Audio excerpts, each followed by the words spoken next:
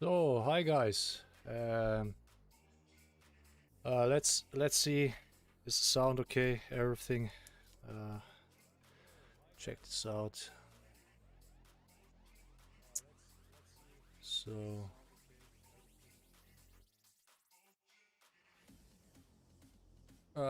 sounds good. So, how is everybody? Do we have a chat? Do we have a chat here? Okay. So,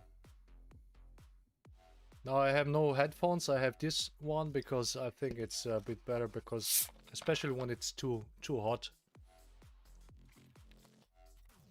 So then it's better no headphones. Even the sound over the headphones is slightly better. So let's go this way. Okay. So I fix that here. Yeah, okay. So okay, what we're gonna talk about today is a few different things, but we're gonna focus, of course, on the groin kick. So I did a video. I uploaded a video yesterday. I hope you have watched it, guys. It goes pretty well. So let me just a second reduce a bit the music here. So, and give it more of the music. Okay. Well, yes. How is everybody?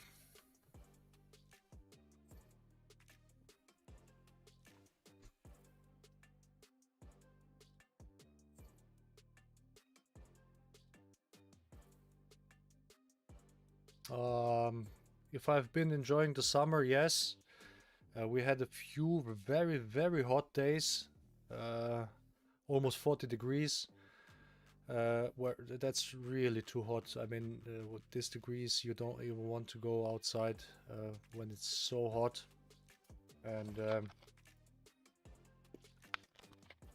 And even how do you train when it's that hot? So okay, let me show you one clip. I'm really not sure where I saw that. It must be Instagram. So let's just a second clip this away. So must be like here. Oh, I know where it is. I know where it is. So I'm gonna go here because I posted that clip in the community tab. So there you go. So let me make it big. So let's listen to this guy. Is there enough desktop sound? Let's pause the music like this, and then give it a here and watch this. Okay. The number one rule of a street fight is that you never want to go to the ground, because a lot of wrestling moves don't work the same when all bets are off, when they can bite, when they can eye gouge, those kind of things. That's the first thing. Two, you don't know who his friends are. I mean, do you really want to be rolling around the floor with a dude and his friend comes up and football kicks you in the head? No, you don't. Three, he might have a blade on him. He pulls a blade out in the middle of a wrestling match, you're done. Four, you don't want to get arrested. I mean, with boxing, you can just hit him, 1, 2, bang, and run. That's what you should do. Smack him and run. Because you don't know, he might have 20 friends in the place. He might have a weapon on him. If I hit a guy, I'm running. I'm not standing around to be Rocky. I'm out. So did you understand that? Hi Michael. So let's so hi Tommy, hi Budati Burka, hi David, hi Young, hi Michael, and that's all the guys in the chat for now. So let's listen to this again. I don't know if I can pause that. I can. The number one rule of a street fight is that you never want to go to the ground. So he said the number one of street fighting is you never want to go to the ground. So what we've been saying for now decades. Because a lot of wrestling moves don't work the same when all bets are off, when they can bite, when they can eye gouge, those. So he said a lot of wrestling moves don't work the same when everything is off. So no rules, when you can bite, when you can eye gouge, especially eye gouge. So that's what we've been saying for decades now. Because when you wrestle and you see two guys wrestling on the ground, and even before they make a contact, they are already touching each other. So at this moment you can use an eye jab, or you're on the ground, you're wrestling around. Any one of these two guys could go to the eyes at any time, and then all this wrestling stuff doesn't work anymore. And that's why I say, if you would introduce eye jabbing and properly training of eye jabbing, and not just eye jabbing, but in general attacking eyes in, let's say, MMA, which is not doable, you know, you would injure the opponent immediately, and he may lose his eyesight. But just hypothetical, if you would introduce that and guys would use that, 99% of the wrestling stuff wouldn't work anymore. It would just be out of the equation. So the main focus would be then standing, using footwork and striking. Because the moment you come close, you get eye poked at that second. So all this MMA, UFC, and fights you see, they're all artificial. So then people argue then, well, you see street fights where people don't use eye jabs. Of course they don't, because they have never trained. They don't even come to this idea maybe. Or they train different martial arts where you don't use eye attacks. If there's a guy from a karate and then there's a guy from kickboxing, and those two guys fight in the street, you're not going to see any groin kicks, any eye jabs, because these guys just don't have this in their muscle memory. As simple as that. So let's watch. Oh, wait a second. This doesn't work. Let's see if.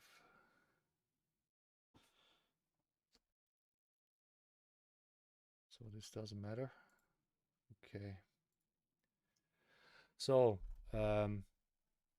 let's continue. Kind of things. That's the first thing.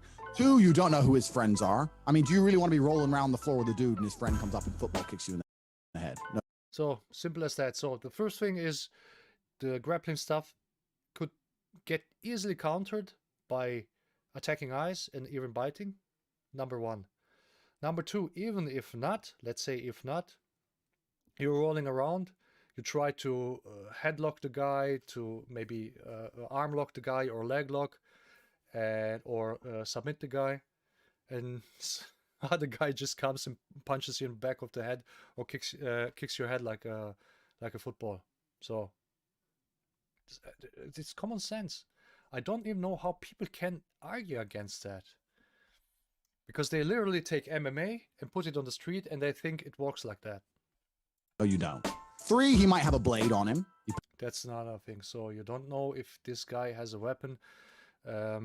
So how we teach this is you always treat your opponent as he had a weapon, which means this, as soon as he closes in, you attack him. You don't wait for him to swing or to kick,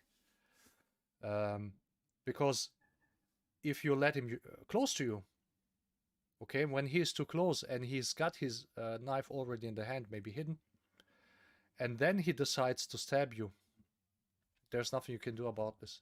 Because basically, stabbing means just touching. But in close distance, you cannot prevent a person to touch you. You cannot prevent the person to touch you. That's all he's got to do with a knife, because he doesn't need actually a lot of force. It just needs speed. And with speed, if we're close enough, I can touch you wherever I want. So that's the difficulty with punching, because in order to punch, to bring force or kinetic energy, you have to have proper technique. You have to know how to use your body weight, how to use your technique, how to use your hands and upper body, lower body, footwork. But with knife, you don't need any of this. You just need to know how to touch a person, and anybody can do that. So the first one was eye gouging, biting. Second one, if he's got a friends, and third one, he said, if he's got a knife. And what's the last one? Last one is getting arrested while you're rolling around because you're too tied up. You're staying too long on the scene. When you punch a guy or kick a guy, you can just go away. Pulls a blade out in the middle of a wrestling match, you're done. 4, you don't want to get arrested. I mean, with boxing, you can just hit him. 1, 2, bang, and run. That's what you should do. Smack him and run. Because you don't know, he might... You see what he said? That's what you should do. Smack him and run. And that's exactly what Jeet Kune is. You kick in the nuts, you eye jab, you back fist, you straight lead, side kick knee, you smack him, you run. Isn't that interesting how some people have common sense? Amazing. Isn't that amazing? So, I don't know actually who this guy is, because I don't follow all that MMA stuff. So, but he's got a point here, definitely. That's how it is. Okay.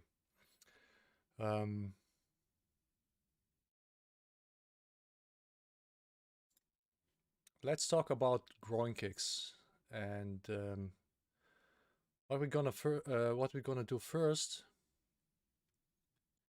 Why is this guy sending me my own video? Ah, that's a story. Okay, so what I'm gonna do is, let's give it the music back. So not too loud. So you have a bit music. Hey, just write me if the music is too loud, and I'm not, so I can just correct it. Let's go to the editor. So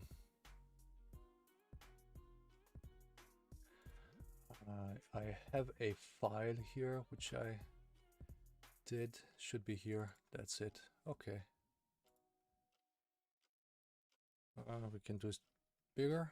Okay, so there we go.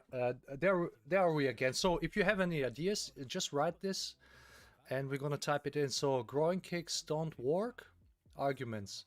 Sometimes people say don't always work, but that's not really an argument, because any technique may not work always. So wait a second, I have some.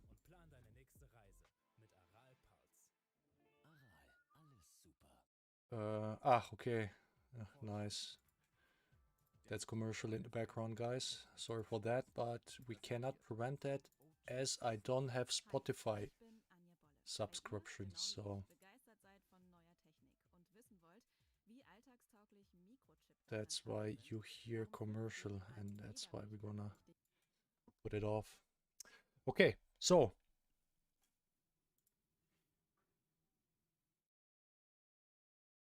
there you go. Okay, so groin kicks don't work always.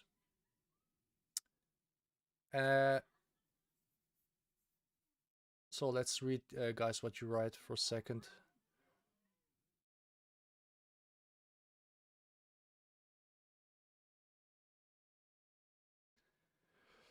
Farid, hi, how are you, Farid?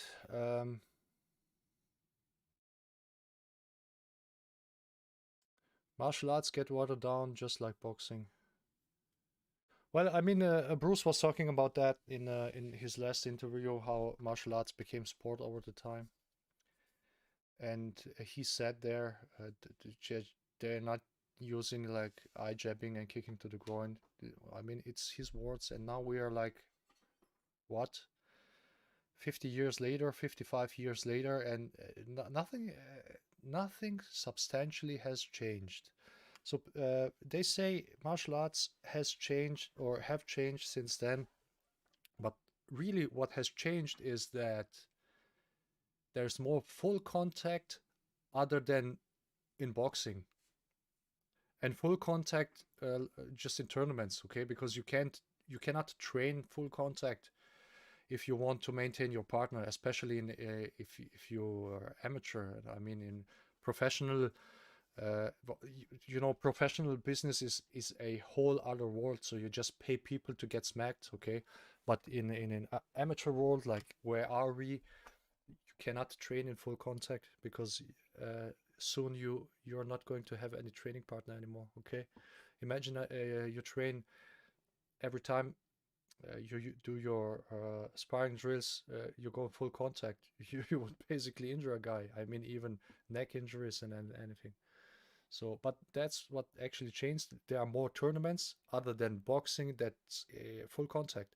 But in terms of rules, nothing has changed because there was already, it's basically like kickboxing mixed with grappling together. That's what has changed, okay?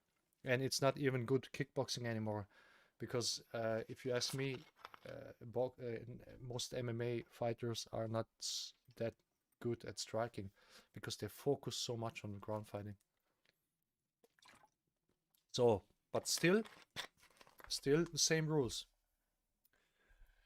Okay, so groin kicks don't always work arguments. So let's say the first argument is adrenaline. Okay. I don't see my keyboard. So the second argument is drugs. Then you have also some guys don't feel the pain. Okay. Because I've heard that multiple times. I don't know who these guys are. I mean, that maybe they refer to these Shaolin monks. They actually do testicle conditioning, which can be healthy. But you know, how many people do this in total? And maybe I have also read two small. Now let's go off a target. So you can't, you know, like you have to be too accurate. Okay.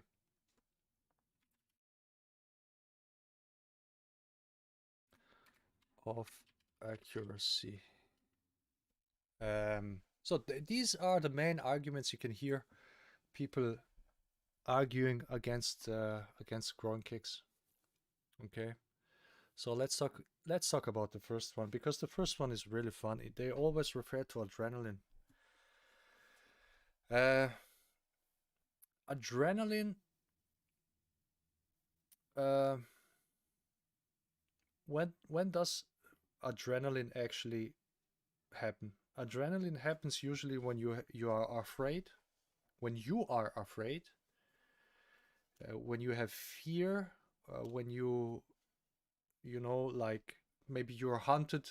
That's a relic from old times when maybe some animals hunt you, and then you have adrenaline output in your blood, so you can run faster, and you can like reduces to a degree feel of pain, definitely, but just to a degree. So, and let's say what happens in a self-defense situation. In a self-defense situation, you are most of the times against multiple guys. So you're running into some guys that want to harm you. May it be a gang or just some idiots that have drunk a bit too much. Okay, so, and now you're walking, which happened actually to some of our guys. That's this typical situation. You're walking alone in the nights, and then 2, 3, 4, 5 guys come into your way, and then you kick a guy in the groin, like from nothing. So he comes close to you, wants to punch you, wants to kick you, you kick him in the groin. So then I'm asking you, where's this adrenaline in this guy, which would actually prevent him to feel the pain? Because he is the one. He is the one who is not actually in danger. He himself is so confident. He has got his friends with him. He is probably very calm. He has done probably multiple times this kind of stuff, uh, uh, which he's repeating probably because he had success with it. Okay, until he comes across one of us. Okay, so you never know. And you just kick him in the groin, and then you argue, well, he may have so much adrenaline that he doesn't feel the pain. But where does this adrenaline in him come? So this doesn't make any sense. This argument doesn't make any sense. It's not like you are in the war and you're shooting at each other in a battle, and then suddenly the enemy comes across you, and then you kick him in the nuts, and he is already full of adrenaline. Okay, so this is stupid. Okay, that's just doesn't make any sense. So so the adrenaline is actually out of equation if you ask me, because you are not the one. You are going to be the one who is who gets the adrenaline, because you're running into a dangerous situation. From the point of view of the bad guys, they are not in a dangerous situation. So they are the bad guys, and they planned this. However, okay, so they don't have any adrenaline, but you are going to start getting nervous when you run into them. So you are the guy actually with adrenaline, and maybe he kicks you in the nuts and you don't feel anything, which I don't believe, but okay. So, okay, let me check something.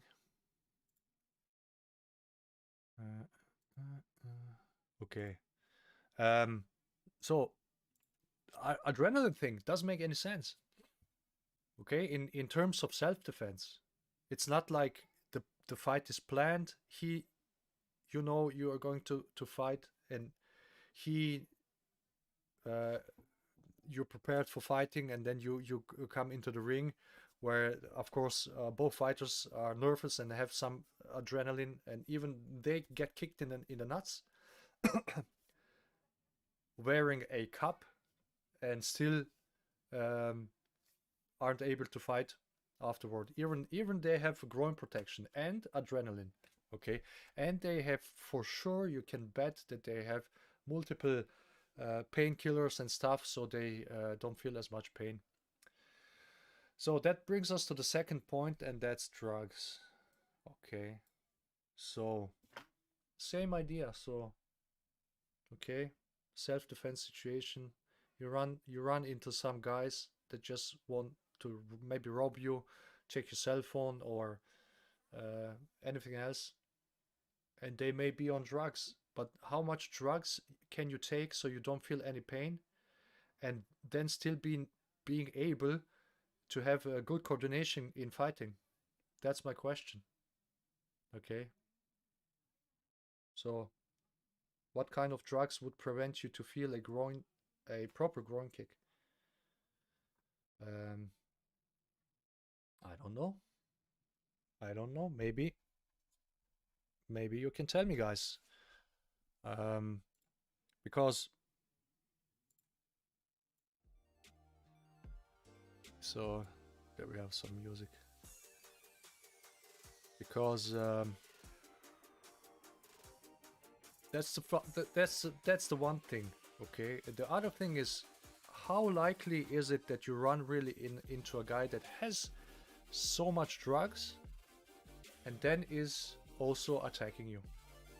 Because if that's the reason you don't want to train groin kicks, okay, then you shouldn't actually do any martial arts in terms of self-defense, because self-defense itself is pretty rare, at least where I am here.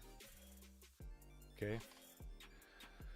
A third point, some guys just don't feel the pain. You can hear and read this all the time. Maybe that's connected to the first 2 points they refer. I have, you know, I have read a guy that I actually know arguing that real fighters don't care about getting eye jabbed or groin kicked. They just don't care, you know? It's like when you throw a ward at me and I just don't care. Same to them is same if they receive a groin kick, they just don't care. Because they are real fighters. So, and I'm asking myself, do you know a fighter like this? Or are you one of them? So can you let me kick you in the groin? So let's see if that's true. But you're never gonna see a guy volunteer for a groin kick. Never. And the question is why? Why don't you see a guys making a YouTube videos how they get groin kicked and they still can move, evade, kick and punch afterwards? Why I don't see videos like this, apart of these Chinese monks that maybe do some conditioning or they use some tricks. Okay, so you never know what kind of tricks on the video you can do. But I don't see a guys volunteer for a groin kick. I see guys volunteer for sparring. I see guys volunteer for grappling match. I see guys volunteer for getting punched in the head. I see guys volunteer for getting punched in the body or in legs. But I never see guys volunteer to get just like the same guys that do this. They are getting they're volunteered to get kicked between the legs, because I mean that's why I said, okay, so anyone who comes to my channel in the comment section and claims that groin kicks don't work, because they largely work. If a groin kick works more than 95% of the time, then groin kick just works, okay? If they claim that groin kicks don't work, they are getting blocked. I just blocked them.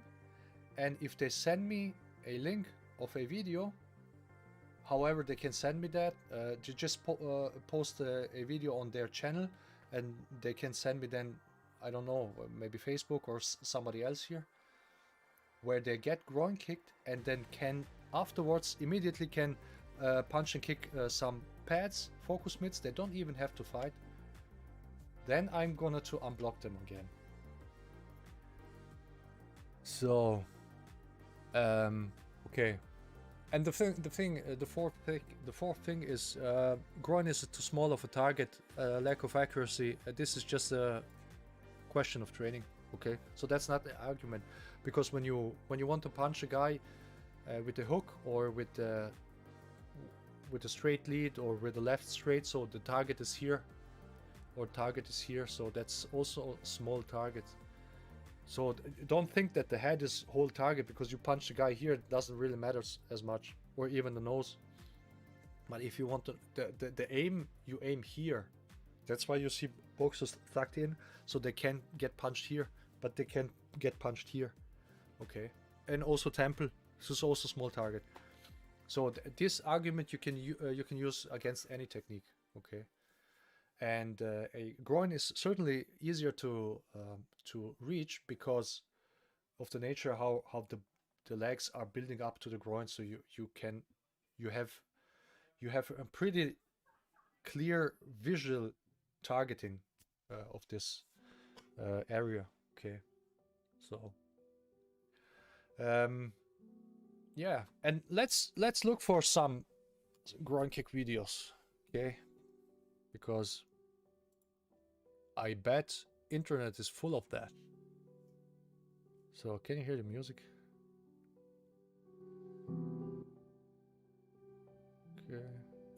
Okay, so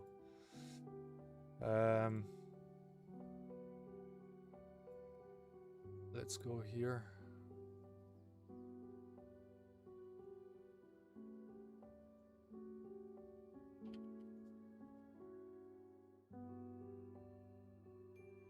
There's this monk. Let's watch this. Let's watch this first.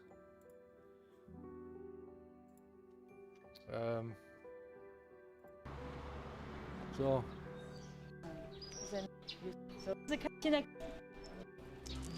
okay. Wow. What is that?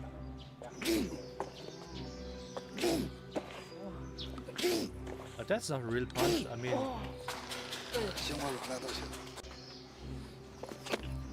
so it looks to me. It looks as he's got something there. Huh? No, no. Again. Whoa. No. Oh god. I mean, something looks off. But even if not, even if you can condition this, how many years do you have to spend to get this conditioned, and how healthy is this going to be? Yeah, I mean, it's a video. You can't really tell. Okay, you can't really tell what's behind all this. Great. Okay. I mean, he can have a whole set of protection there, or maybe he's how do you say, you know, the no testics anymore for some reason. Okay, maybe, who knows. Ground kick fouls. Let's go here. Ah, there you go. So let's watch this. Our favorite martial art, double MA. So let's go. Beating. Oh, Again. Oh, I can't. I think he's going to want a little longer this time. Ouch. He is looking for air because he can't breathe properly. Beating. So this was a clear look. This was a clear groin shot, and this guy is wearing a cup. So you have to remember that these guys have a cup as protection there. So we wear also cups in training. And sometimes when you kick it a bit too hard, you drop a guy. Nevertheless, the advantage of wearing cup is you can bruise the testicle because you can't really hit it directly. So when you have a cup, it just gets compressed to a degree, so you can't really smash it together, you know. But still real. But not all of them. So okay. But you can see the ones that are real and the ones that don't land actually properly. So let's read, guys, what you have to say. So much passed by here on the chat. So give you a bit more sound. There you go.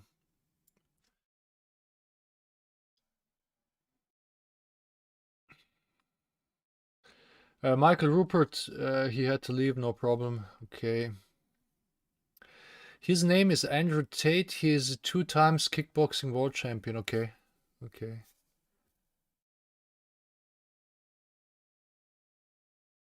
The Trend Killer. Hi, everyone. Hi, Trend Killer. Welcome to our channel, by the way, to the membership. Okinawan karate has groin kicks, knee kicks, and eye attacks. Well, here's the thing with the karate. Also, Shotokan karate has this in theory. Okay, so they have katas where they do MP. Okay, so finger jab. Also, yokogeri, the low yokogeri to the knee in the katas, but it's never trained. It's never applied in fighting or in sparring. Okay, so it's not enough. So you have it. In theory, you have to use it in your training. Otherwise, it's going to be dry swimming, like Bruce said. If you don't use these techniques in your application, then you're never going to use it for real because you have never done it. And just doing it in kata, it doesn't matter. You don't fight like you do the kata, okay? David Urbina says, when I used to do sparring at the boxing gym, the thing they say is make sure you don't eye gouge the individual because you can damage the retina. Yes, and even with the gloves, you can even scratch with the gloves the eyes. There are some guys, they have kind of eyes, they are slightly more outward, okay? So that's their genetics, which is far beyond my training partner. And I already, when we did some drills and fighting drills, touched his eyes actually with my glove, okay? Which you cannot prevent other than using some kind of eye protection. So even that can happen in normal boxing, not just going with the fingers in the eyes. Robert, good morning from the U.S. West Coast. Hi, Robert. It's pretty hot weather there, I suppose. Some guys just don't feel the pain. Yes, there are people there arguing this. Some guys just, and okay, let's say some guys don't feel the pain because some medical condition. Maybe they don't have testicles. It's possible, or some they got it removed or whatever. Okay, but how likely that you meet really this guy, and even if you kick the guy in the groin, he doesn't respond. You just follow up, which I did in my last video, or from yesterday. Just watch the video, okay? So let me show this to you. That's not the whole video, but so okay. So this video here, groin kicks don't work claim. Okay, so this is the thumbnail. Can I make it bigger? That's the biggest. So watch this afterwards, okay? My last video. And I explained basically what you do if you kick the guy in the groin. He doesn't react to this like you expect. Shaolin monks can also feel pain, but they just try to hold it. I had met them after they show and asked them. Okay, that's interesting. But they never trained to hold pain of groin attack. I mean, I maybe this guy did that, or it was kind of trick. Could be a trick.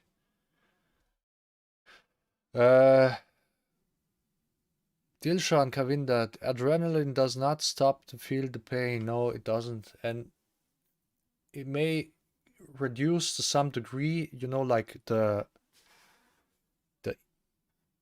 how can you say in English, the small pains, the pain that's not so severe, but you know, like real pain.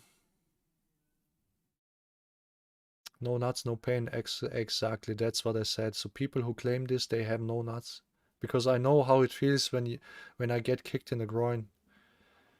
And if somebody says it doesn't matter, then I just can assume there are no nuts.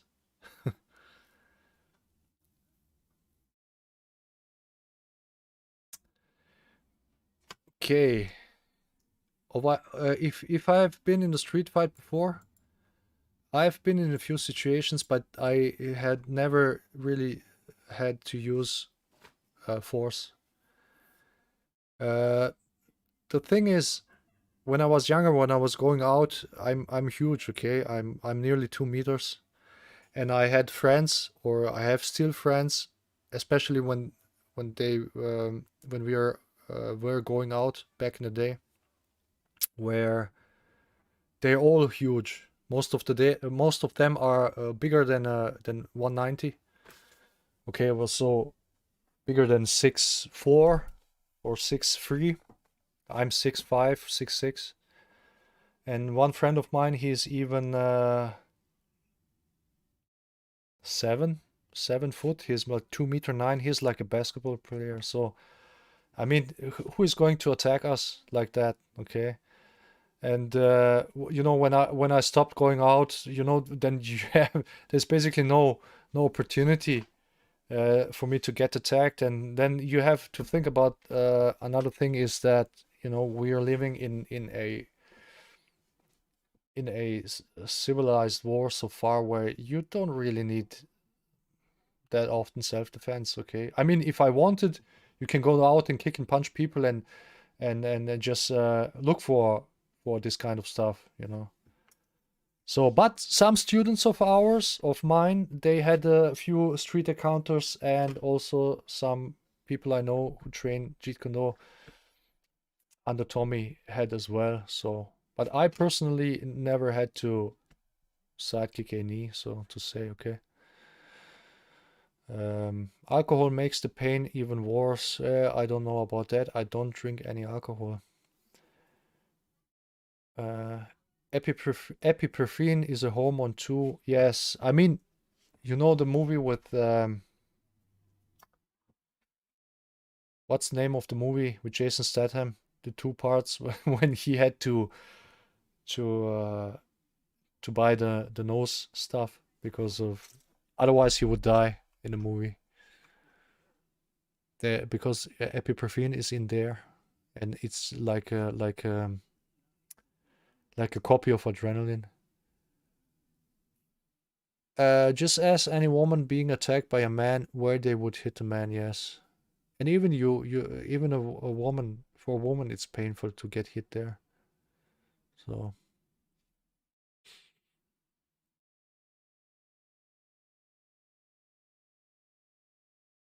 So exactly, the aim, the chin is the sweet spot. Yes, so that's a knockout point. The chin, the jaw. Okay, because when you hit the guy in the chin, you accelerate the head because of the leverage. Okay, how the head is built. Or when you hit him here, you accelerate the head the fastest. And what happens is the head turns so quick and brain doesn't. So brain turns in a delay. And what happens is kind of shock waves that happen in the brain, and that makes the knockout. Okay, and that's what you should learn to snap the punch, and you go through the target. Okay, and so you make sure that the head gets accelerated fast.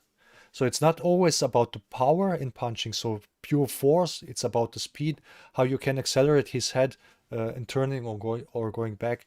That causes the knockout. So you can see in boxing the nice knockout punches where you just see the punch just like barely touching here, just slipping.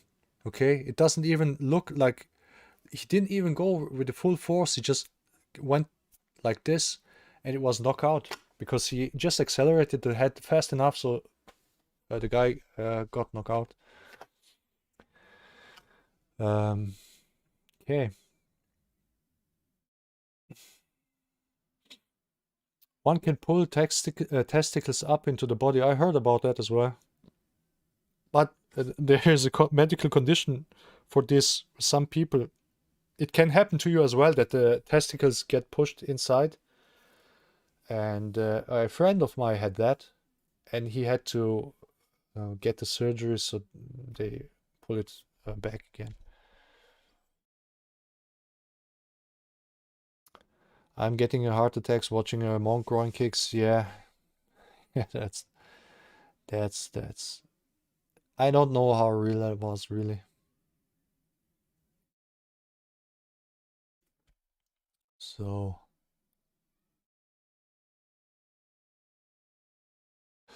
Excellent explanation of the knockout. Yes, you know, many people don't know what the knockout actually is. So the knockout is nothing else. It's just a sudden acceleration of the head movement.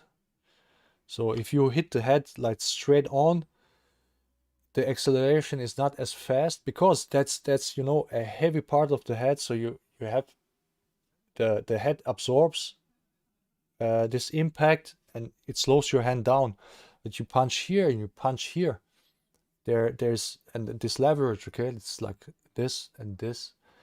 There's nothing that stops your hand going into the target, and that's why I said you don't need, you know, like punching power, like you would punch a guy in when he's running at you, punch into the body, so you stop him with a pure kilogram force. When you punch, that's why Tommy says in Jeet Kune Do, or we say in Jeet Kune Do, so when you punch the head, you need the double shock or the short punch. So the short punch is the punch that goes out and goes immediately back. So it's just for extended for a short period of time. So you go, you punch, you go into the target, and you pull it back as fast as you can. So you accelerate the head as fast as you can. Well, when you punch the body, okay, sometimes then you drive more in. It's more of a longer punch, as a punch that has a longer duration than a punch to the head. So, is there any video made about pressure points in details? Forget about this. Forget about any pressure points. You have no time. You have no time to defend yourself by attacking pressure points. Okay, so you have clear targets: eyes, chin, jaw, chin, temple. Okay, so that you can hook the guy to the temple if he's smaller, or if he's in like kind of ducked position. You can hook him there. Then neck or throat. You can throw any kind of punch here. You can do the back fist. You can do straight, and you can do hook punches all to the neck. And Jack Dempsey, he said in his boxing and self-defense book that you should actually always aim to the neck, to the throat, to the neck. And when the guy protects his neck by lowering his chin, then you hit the chin is also okay. Okay. Then you have a solar plexus, of course, okay, which is a secondary target. Then you have the groin and all this, you know, liver and kidneys. You can punch when you're more on the side. Secondary targets like typical boxing targets, and then you have a knee, shin, ankle, which are primary targets depending on the distance. But no pressure points. Forget about pressure points. You know, your people are jumping at you, punching and kicking. What you gonna do with pressure points or nerve points or whatever?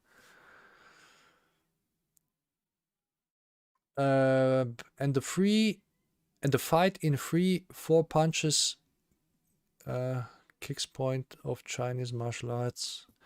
Oh, there's a video I want to show it to you. Oh, that's a good point. It reminds me of this. So just a second. It's a bruise. Not now. So here you go. Where is it? The John Paul sent me that. There you go. So let me.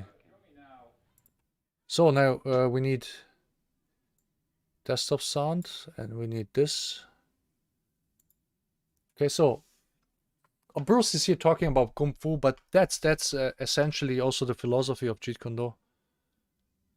Because I mean, when people asked him about Kung Fu, he was mainly all to the Western people. He was talking about JKD. The difference between Jiu-Jitsu, which is long and involved, and Kung Fu, which is very quick if you have. What was it? 1964? Okay, that was not even when he was. Or 1967 was that? I'm not sure. But the same philosophy. Okay, so short attack, no losing time, minimum motion. That's what Jeet Kune Do is about, and not 1, 2, 3, 4, 5, 6 trapping motions.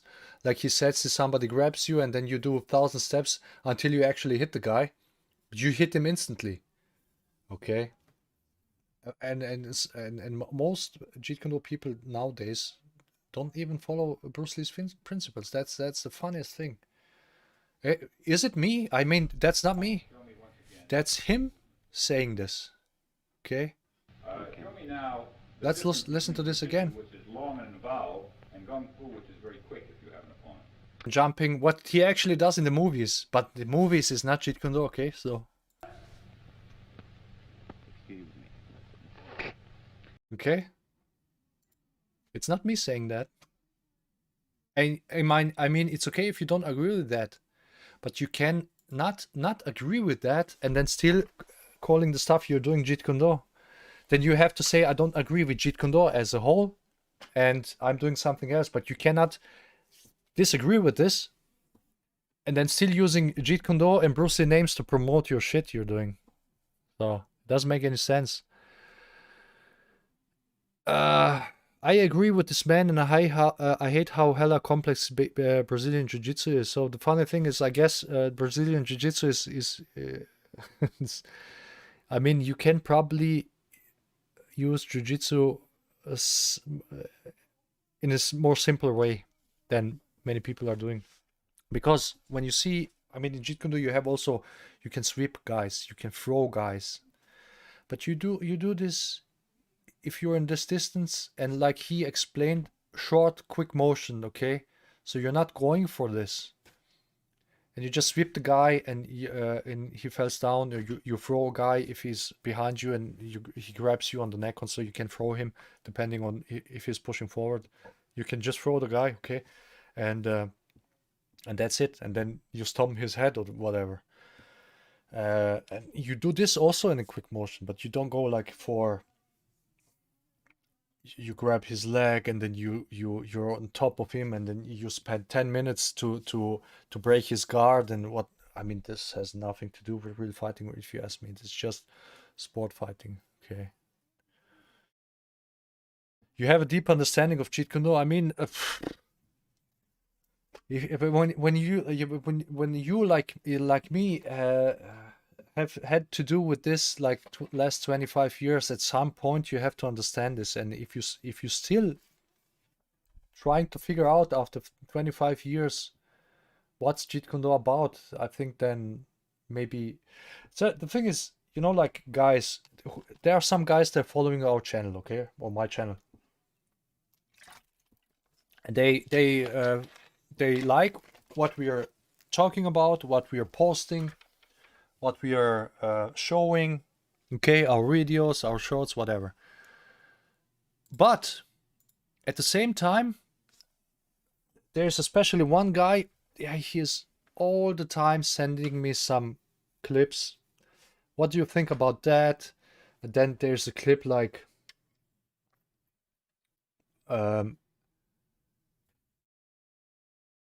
why Brazilian Jiu-Jitsu is good for street fighting. So he's watching my videos and he thinks, oh yeah, it's everything simple, direct, and whatever.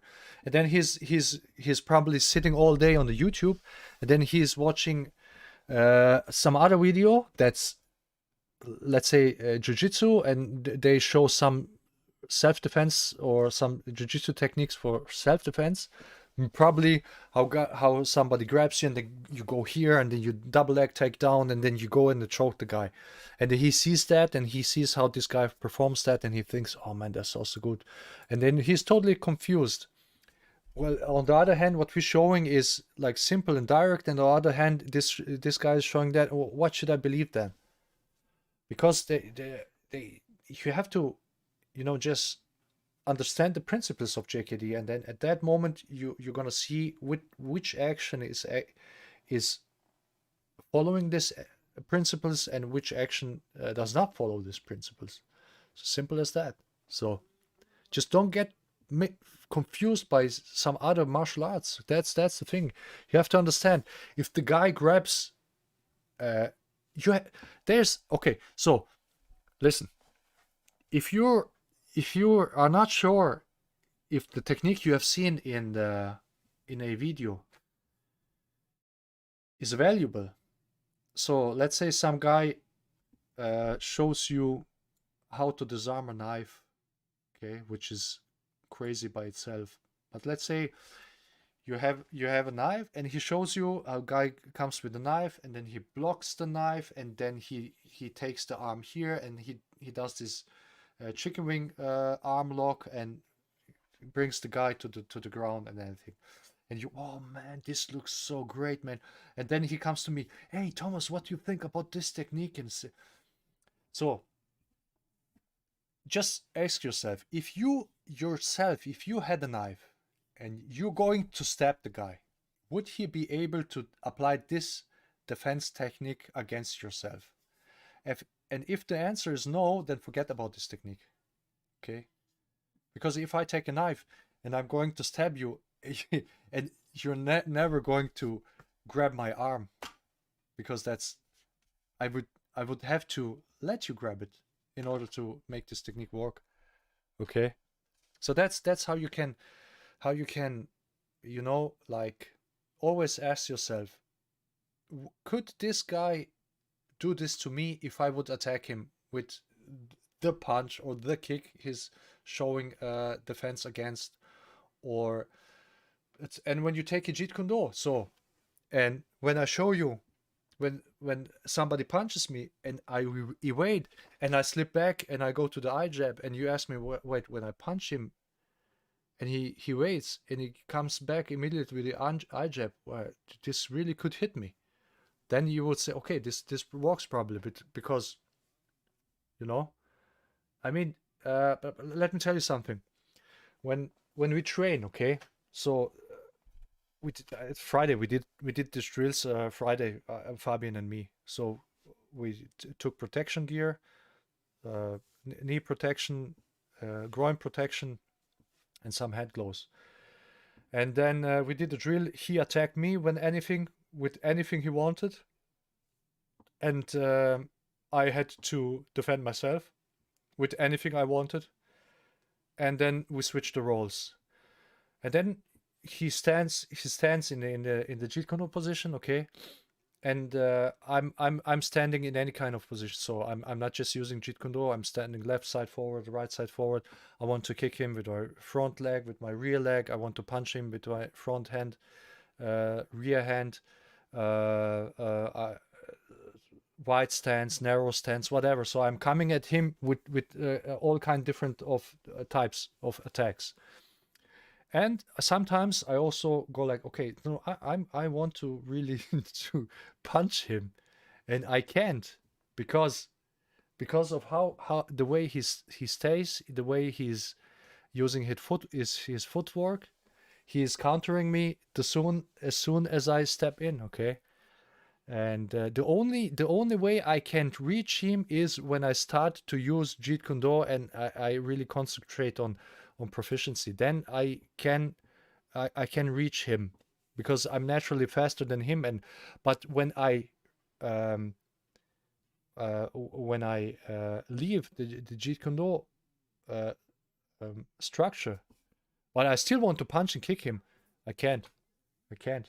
Okay, even he is a head smaller than me, also almost. Okay, so yeah. David said, "I'm glad you put the different types of groin kicks in video compilation. It's not my video compilation, somebody else's. To notify any doubt that's effective technique." Okay, so that was just a random YouTube video. I didn't make it. Simple doesn't sell clubs memberships. Absolutely, that's the thing. How many people come to my school and do trial training, free training, or 1 or 2 days? And you know what do you show these people? So you have to show these people how to stand, how to move, how to punch properly, and then that's it. Okay, so there's not much they can do in 2 days, or what is it, in 2 hours? So most people don't come back, so it's too boring to them. Well, I could also, show him 15,000 techniques, and then they would, oh man, wow, that's so interesting. Yeah, that's not selling. That's true.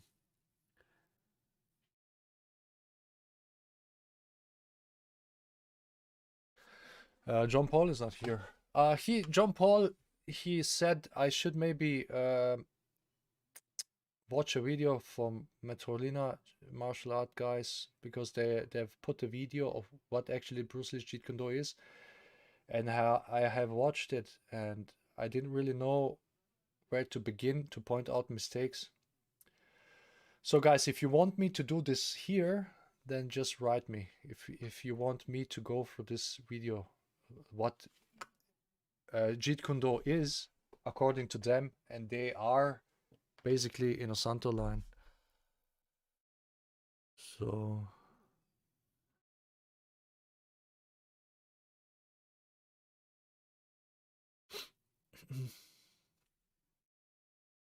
I've seen a couple of Jeet Kune Do guys using all standing arm bars, finger locks, all fancy takedown stuff with wrapping. You've probably done away. Yes. I mean, finger locks can work, definitely, yeah. But I mean, in terms of really efficient striking, you know, that's not it. Yeah, that's not Bruce Jeet Kune Do, that's their own Jeet Kune Do. The funny thing is about Jeet Kune Do, that there's one claim about Jeet Kune Do that there's actually no your or mine Jeet Kune Do. That's a misunderstanding of Bruce Lee's philosophy. The meaning of my Jeet Kune Do or your Jeet Kune Do is, I mean, we in Jeet Kune Do everybody should do the same. It's the same techniques, it's the same footwork, it's the same, you know, breaking rhythm, attacking main targets. But my Jeet Kune Do is not the same as Fabian's Jeet Kune Do, so my training partner's Jeet Kune Do, or my Jeet Kune Do is not the same as Tommy's Jeet Kune Do, okay? Because I'm a longer person. I may punch at the distance that where other guy kicks, but it's the same punch he would use when he would punch, okay? You know what I mean? So in terms of when and how you use these techniques may vary from person to person, but it's basically the same still. So it's not, my Jeet Kune Do is Muay Thai, kickboxing, and Wing Chun, and his Jeet Kune Do is Brazilian Jiu-Jitsu, Sanda, and Kempo Karate or whatever. That's not how this works. That's a totally misinterpretation of Bruce Lee's philosophy. Totally misinterpretation.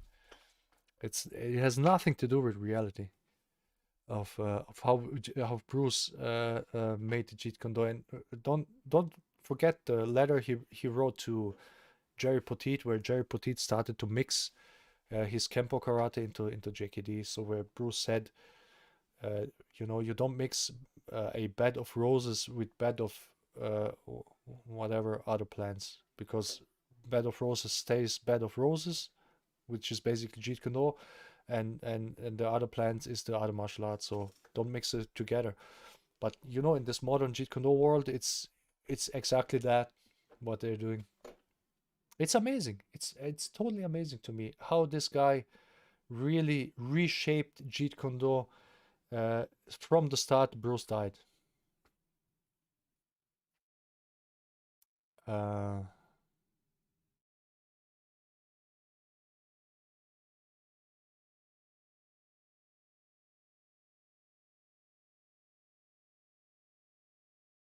Jeet Kune Do isn't a style. I get what you mean. Well, the Jeet Kune Do is not a style. The thing with styles, what is a style? A style is stylized fighting. Okay, stylized fighting, which means you fight. Doesn't matter the distance, doesn't matter what situation it is, you force your style on your opponent. Okay, so a boxer will always punch. Even if he's in the kicking distance, he's going to try to punch from there. A grappler the same, so the grappler is going to always to go for grappling. This is his style. A Jeet Kune Do has punching and has kicking. You could argue this is a style, but in terms of tactical and strategical application, it's not a style, because you use your techniques, which are accordingly to this situation, are then the most direct and most simple and saves the most time. So if you're in the distance where you cannot reach, let's say the eye on the groin without of stepping to the side or forward, but you can reach the knee with a side kick with less effort, then you would use the side kick, okay? And if you're in a situation when you can use the most direct, you can use a hook instead of a side kick, okay, or straight punch, then you would use a hook in that situation, okay? That's in that matter, it's Jeet Kune Do is not a style, okay? But sometimes you have to throw the guy. If he's close enough, you're tied up. You can punch, you can kick, but you have to turn and sweep him. Then you do that, okay? So it did this matter, but it's the sidekick of every Jeet Kune Do guy is the same sidekick. The straight lead of every Jeet Kune Do guy should be the same straight lead, because that's optimal optimal body mechanics for straight lead. There are only so many ways you can throw this punch. And same with the sidekick, same with the hook punch. My hook punch should not be different than your hook punch, okay? It's just different. You would use it at a different point than me, maybe, because I'm bigger, you're smaller, whatever, okay? Maybe I'm faster, you're slower, or smaller, okay? So that's how it's not stylized, okay? But in the karate, it's karate is a style because karate uses the same tactics and same techniques. I mean, not the techniques, but same kind of pattern of attack all the time. It's hard to understand for some people. Sometimes it's even hard to explain. So having not the style doesn't mean having multiple styles in that matter. So having different styles like Muay Thai, Wing Chun, Brazilian Jiu-Jitsu, and training all the styles. Okay.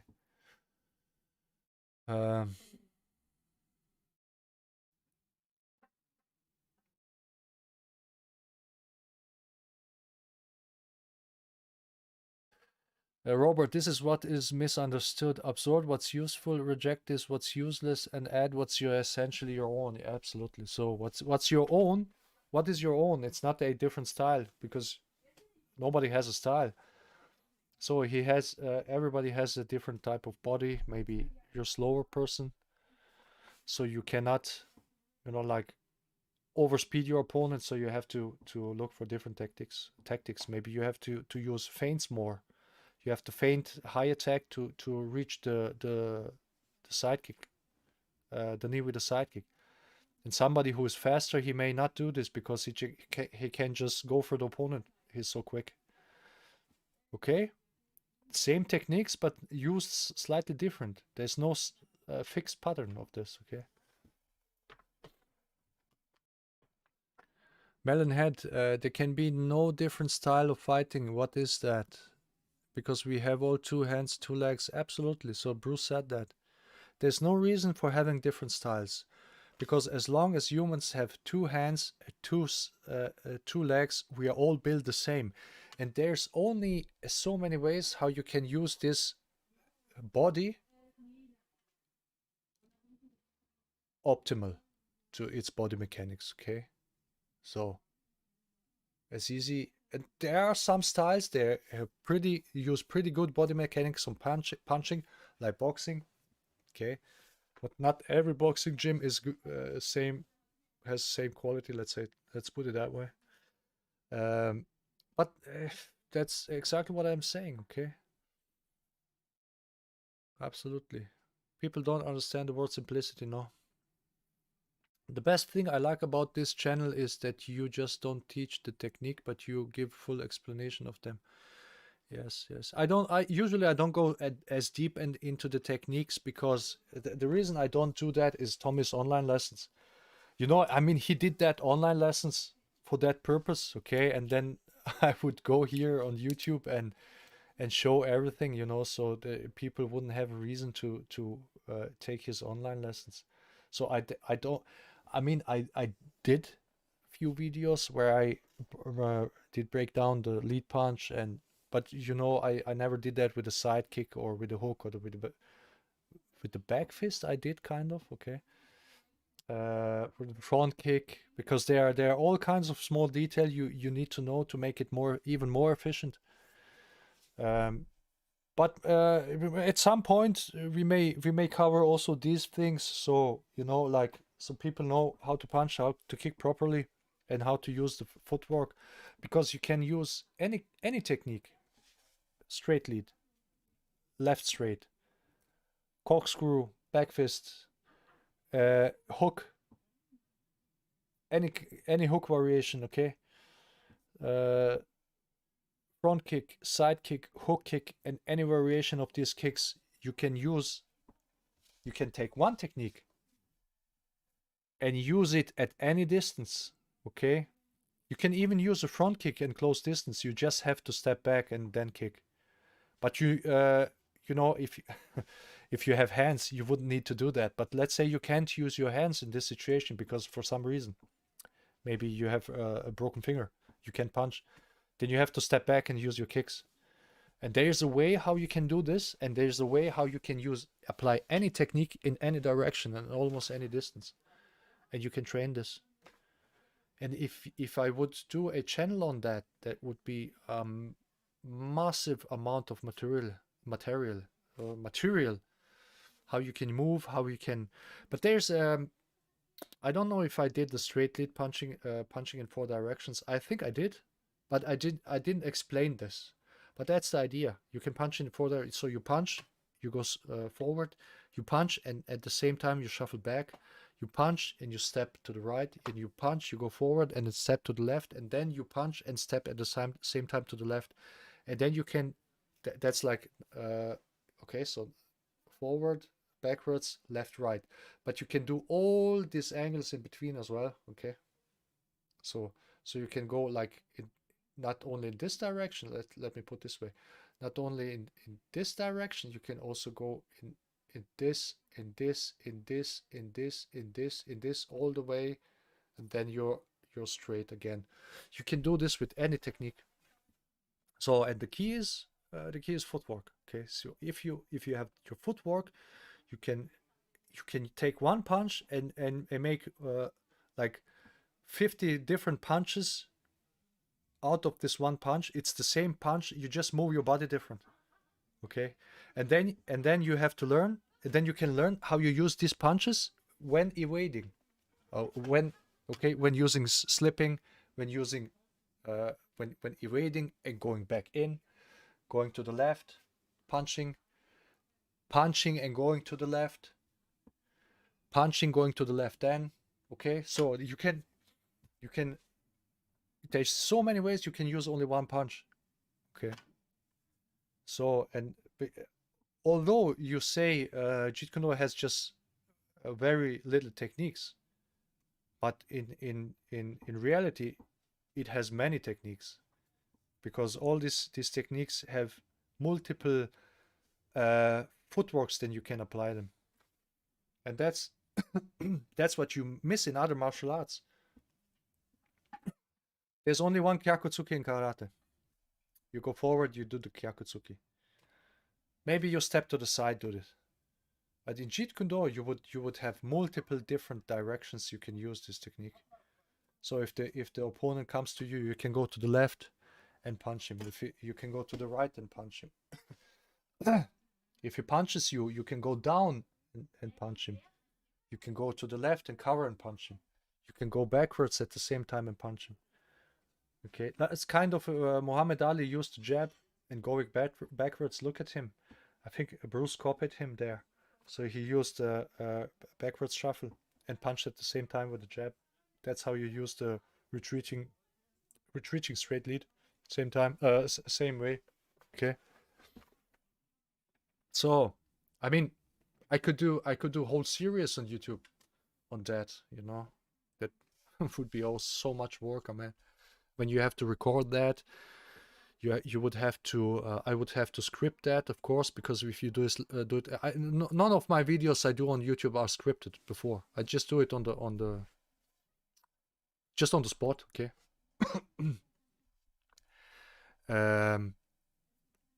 Then I would have to script that, I would have to record that, and I have to also plan a time where I do it.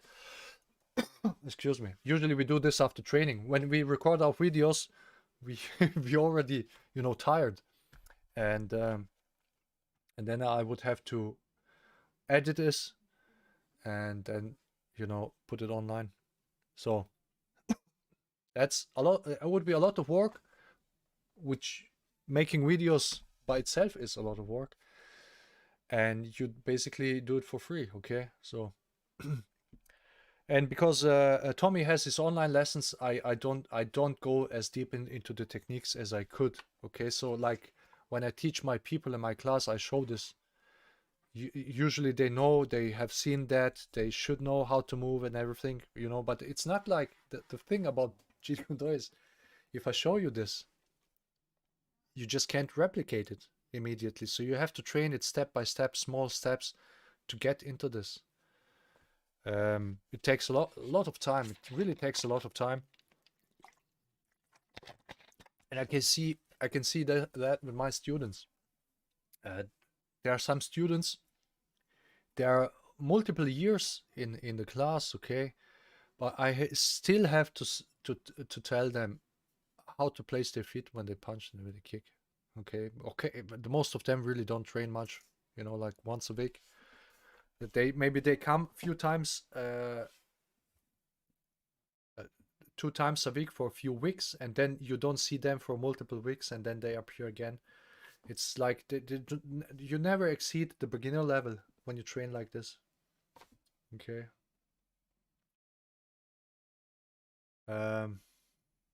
Robert Van Darf, this channel is gold. Yes, thank you. I just need to figure out how to make this gold to money. The thing about money making on YouTube with martial arts channel, I watched the video yesterday, and they said, you know, when you, let's say you're Lexus, okay, and you do advertise on YouTube, and then as a company and as a Lexus company, you want to advertise to that audience that is most likely to buy the car, okay? And the audience that is most likely to buy the car Lexus, which costs a lot of money, but any car costs a lot of money nowadays. But as example, Lexus, the audience that is most likely to buy this car is the audience that watches videos about financing, okay? And that's where you're gonna see Lexus ads on these videos, and these ads make the most money. So the YouTube receives the most amount of money from Lexus when it shows their ads on videos about financing, okay?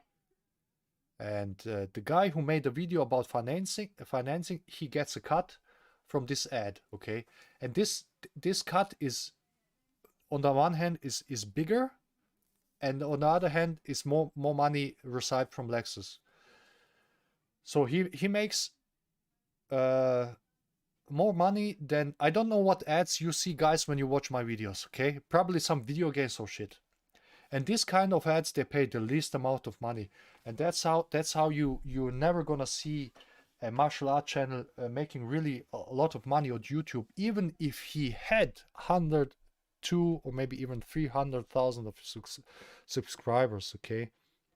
Because a channel that is all about financing and has 100,000 subscribers makes probably far more money than a video about martial arts that has 1 million subscribers, okay? So never forget about that. So there's not much money on YouTube for this kind of stuff, okay? So because nobody is going to, I mean, you guys are most likely not you're not going to buy a Lexus, because you're watching a video that's not about money. And when you watch a video that's about money, you're more likely that you're already a guy who's made a lot of money. Okay, let's put it that way. That's the idea behind how they put advertising on YouTube. Yeah, I have Patreon. Okay, so people can subscribe on Patreon. You can find the Patreon link of my channel in any video under any video of mine, okay, in the description, okay? So there's a link. You can or you can just become a member here on YouTube. That's also a way you can support. There are several tiers. You can pay from like $1 a month to $5 or something like this. I'm not sure. On Patreon, you can pay as much money as you want, monthly or just one time. Same as with PayPal. So that's how you can support this stuff, okay? But you don't have to. So remember, but like making money on advertising on YouTube with martial art channel is really difficult. So the best channels for this are channels about financing. Okay, any kind of finance. So these are the top tier channels. Okay, so they get the most money from advertising. So on the other channels, they have to have some kind of sponsors and shit. Okay. So this is why I like to travel to Germany and learn from you, so I can fully learn the techniques. Yes.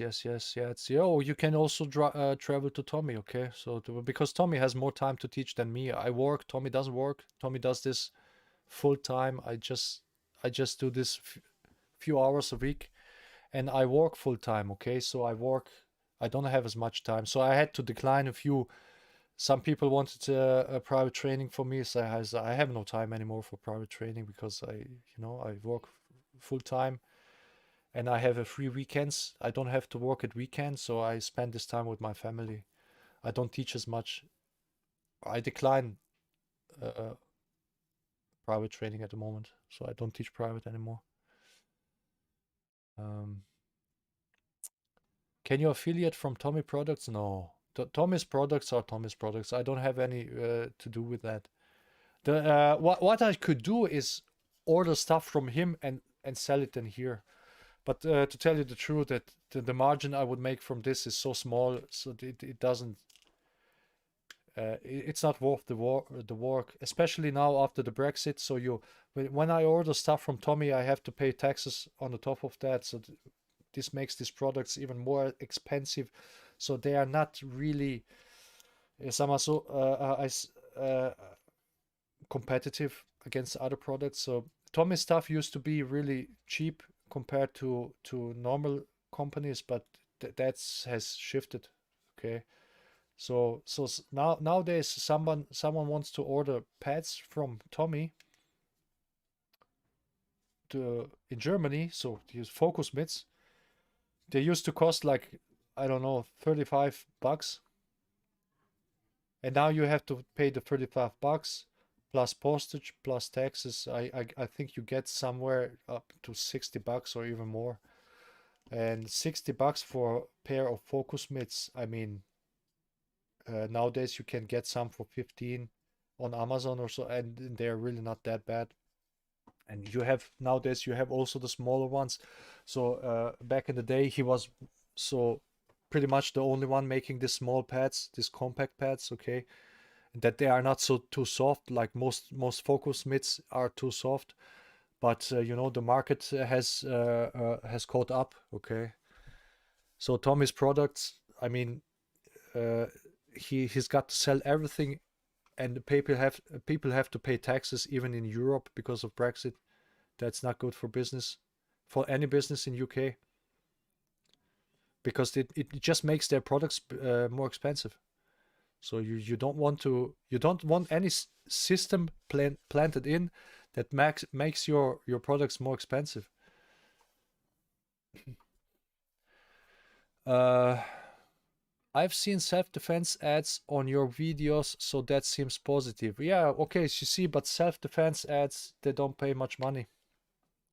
If you would see a Mercedes ad on my video, that's what's pay money. Okay, but self-defense videos, who does a self-defense ad? It's some guy like me paying ads. I mean, who could advertise on our videos? Protective gear manufacturers. Okay, they could advertise, but they don't pay much money for ads because they don't make they are not yet like huge revenue companies, like Mercedes or Microsoft, Google. I mean, Google wouldn't advertise on Google. Okay, but YouTube is Google, or Facebook, or I don't know. Okay, so you probably see ads for video games here, so mobile video games or self-defense videos. I would like to see because I have YouTube Premium. I don't have any ads. I don't see any ads on YouTube. I would like to see the kind of ads that are running over my videos. So I would have to log out from YouTube and then watch my YouTube videos. Then I would see what ads are running over my videos. I think I'll buy channel memberships. Thank you, Jack. You could go into self-defense products reviews. I know, but here's the thing. Guys, let me just come back for a second.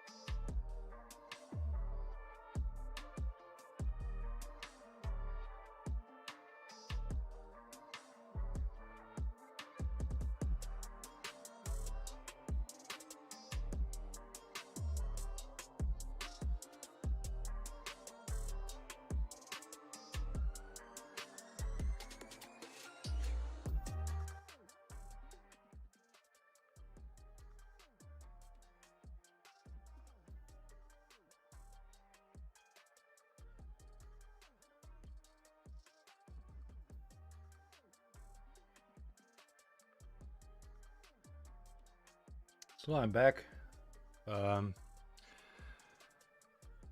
Okay, like I said, advertising. Oh, Daka, hi. You missed the whole podcast. Well, you can rewatch it. It stays online, so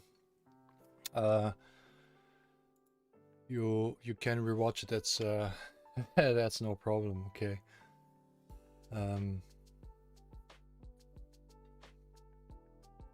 You're getting 404 on my Patreon link. Oh, let me watch that. Let me check that. That shouldn't. Groin kicks don't work. That shouldn't be. There's my Patreon.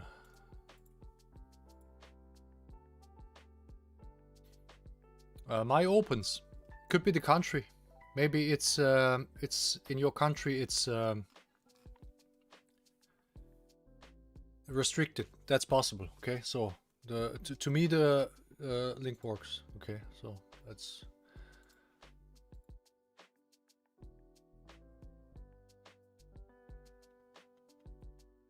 Yeah. Self-defense secrets so dangerous that it's almost illegal to share outside of special forces. Oh yeah. There's a video, guys, if you know, where a MMA pro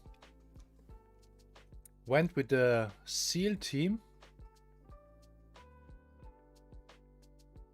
and they did kind of, I don't know, fighting in the woods or something. And he just got smacked because they used everything. They used sticks and whatever, so he couldn't basically do anything. Because that's different, man. I mean, fighting in a ring against 1-on-1, and you know the person, you know the tactics of your opponent. You have analyzed your opponent's fights. You know exactly what kind of techniques he's doing, tactics. You know what he's not going to do because of the rules. It's totally different. Okay, that's a totally different different situation. How many hours? Robert, how many hours have I wasted on that garbage? On what garbage? On what garbage, Robert? Hi Daka, how have you been? Yes, I've been pretty good, Yeah, thank you. How are you? How are you? Robert, I'll use VPN to test it. Yeah, you can test it. I mean, it works. When I click on it, I land on my page.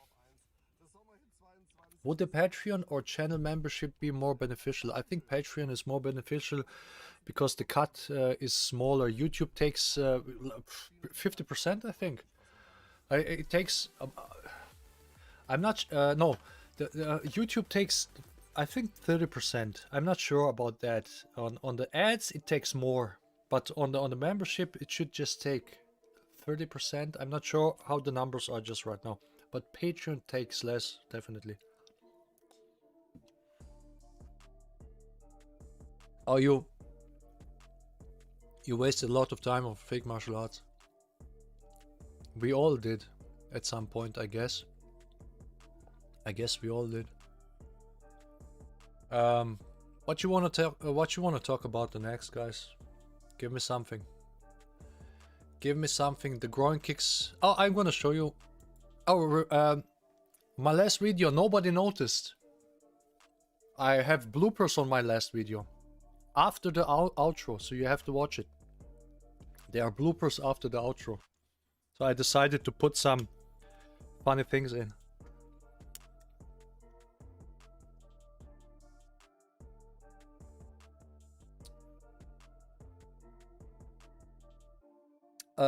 The video I did before was about the back fist.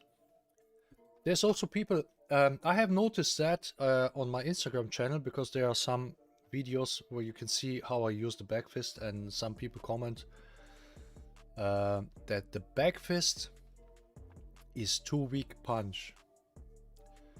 So the thing about the back fist is it seems weak because people don't really know how to punch this. There are two ways how you can do the back fist here. One is a rotating hip like in a boxing, and one is straightening the body like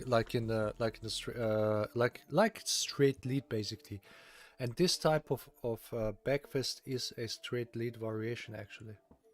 And if you know how to use the back fist, then you can make it strong. Okay, so you use the hand moves. Okay, it's basically the hand of the back fist. This is the straight. Well, let's go to the camera. So when you punch the straight lead, you have the hand going like this. But on the back fist, you have the hand like this, and it goes here. Okay, so this is the back fist, and straight lead is like this. Body mechanics are exactly the same. So you push with the leg, the hand comes, you push with your left leg, and in the last moment you turn here, boom, the body into the punch. And that's what makes you punch strong. So you have three components. One is the accelerating hand, one is the accelerating body with the left leg push shuffle, and one is then accelerating, additional acceleration through the body rotation. Okay, and the body rotation comes right before the impact, so you accelerate in the target the whole body rotation if possible. Okay, same with the straight lead. And that's how you should back fist. And then also, like I said before, you can use all the different kind of footworks, going to left, to right, backwards, and all in the angles between. It just depends how the opponent moves. You just move accordingly to him, and that's how you use your footwork, and you can use the back fist. And then you can use the difference with the back fist is you can use far more angles than with a straight lead. You can use low back fist, because middle high back fist. You can use like here rotating back fist, okay, or straighten out back fist. So back fist is very versatile punch. Tommy said in the last interview I did with him here, yeah, he said the back. I don't know if he said it in that interview, but he said that once that the back fist is the punch he used the more for real, and he did knock out multiple people out with this punch. And also, yeah, what I wanted to talk about is this argument. You can't knock out the punch. You can't knock out the guy with the one punch. That's the sparring argument where you need multiple punches. You need to punch and kick all the time, like a crazy guy. But when you look at the knockouts, it's always one punch that knockouts the guy out. It's always that punch that landed correctly, and all other punches were actually the punch that missed the target. So if you don't punch properly your opponent, then you're gonna need multiple punches. And that's the reason, I think I need to clean up here. And that's the reason the Wing Chun chain punch needs so many punches, because there is no knockout power behind that. You just suppress your opponent with countless weak punches, instead of punching one time and put whole body and body rotation and footwork behind in that kinetic energy. Okay, so let's watch this, guys. Okay.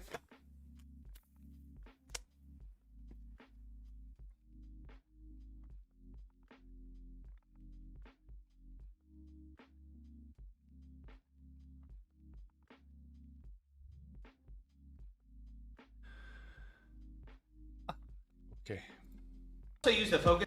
So I'm gonna turn off the music, so we have a clear sound here. Bruce Lee has some excellent kicks, and he demonstrated those kicks on the small screen and the big screen in the 60s and 70s. Okay, the first mistake. I'm gonna take this one. So I'm gonna take this for reference, because the film is not what Jeet Kune is. That's the first mistake this guy makes from the beginning. But what makes Bruce Lee unique as opposed to other action stars is that he actually founded his own martial art, Jeet Kune.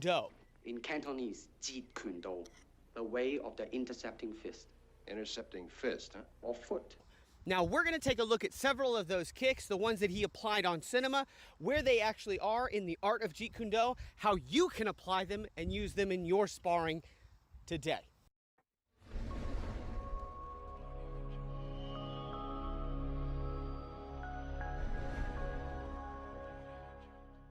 My name is Ed. I am the owner and head instructor of Metrolina Martial Arts, to Ron Bilicki to myself, and I'm going to show You see? Okay, concept, guys. Danny Santos,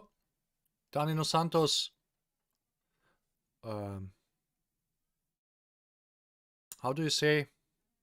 He is his husband of Santos' daughter. And then that guy. my lineage goes from Bruce Lee to Dan Inosanto to Ron Bilicki to myself, and I'm here. Let's change first. Here. Okay. Straight at the groin. So let's. So what I'm gonna do He's here is showing I'm the gonna first. Okay. So the first thing, guys. Son-in-law. Absolutely, that's okay. So Ron Bilicki is son-in-law of Inosanto. Yo. Okay. Let's make this big. Guys. What do you notice here?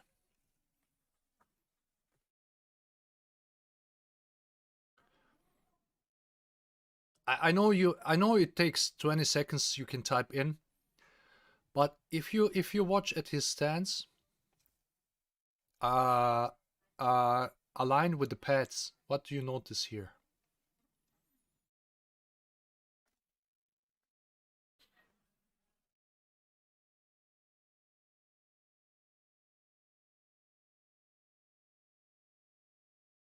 That's the first one, Daka. Yes, left lead. That's the first one. So I'm going to show you this picture. And look how the first picture, how Lee's feet are positioned. So when you look at the rear leg, when you this pad is like here in front of his front leg. You can see that because this guy is holding the pads between his legs. So the pad is roughly here. So it's aligned with the front leg, but the rear leg is off angle. The side, which means if you would here's one point, here's next point, and the third point is here, you would actually make a triangle. You would actually make a triangle, but what should actually be is that the target, the front leg and the rear leg should be roughly on the same line. It should not represent a triangle. It should represent a straight line. So when you shuffle, you don't shuffle inwards or beside your leg, but you shuffle behind your leg, which is here.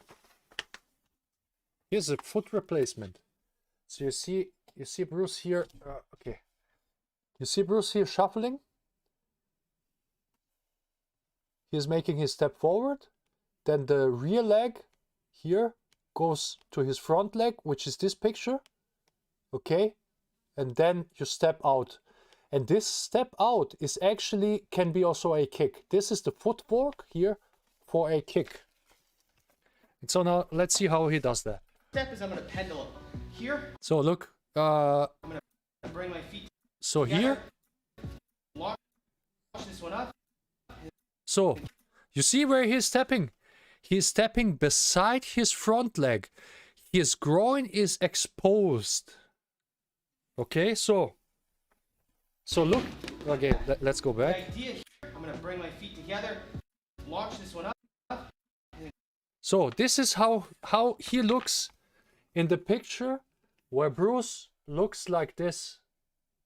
You see what's the difference is? This guy here, he's square. He's square to his opponents. Bruce Lee is not square to his opponent. Bruce Lee right lead is leading. Okay, you see difference between this. Okay, here again between this and between this guy.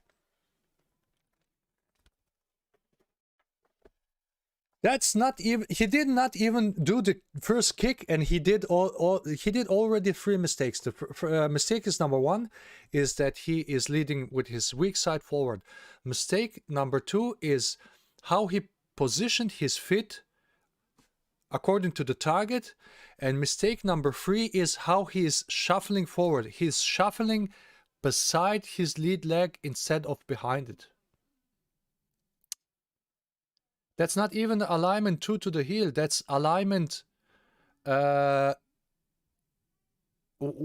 more open than 2 to the heel. Okay?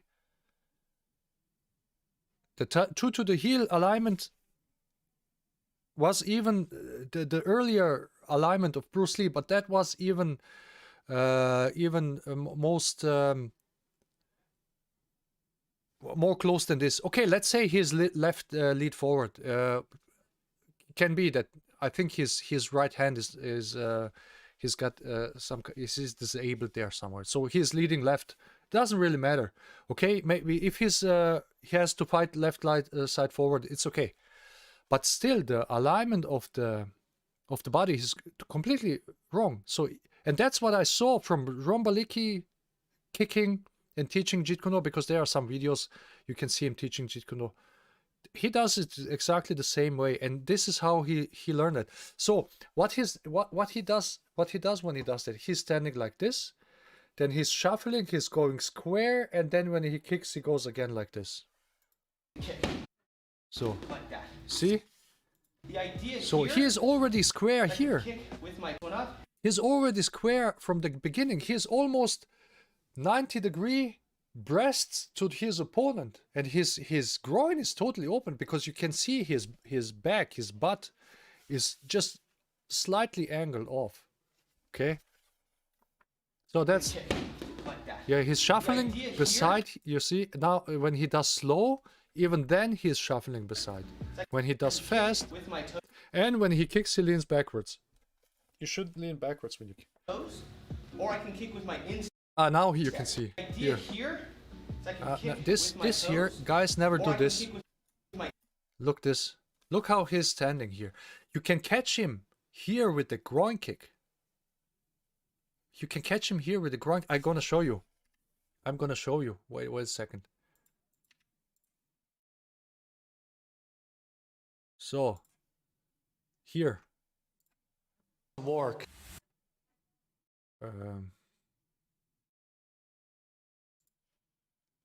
So where is that?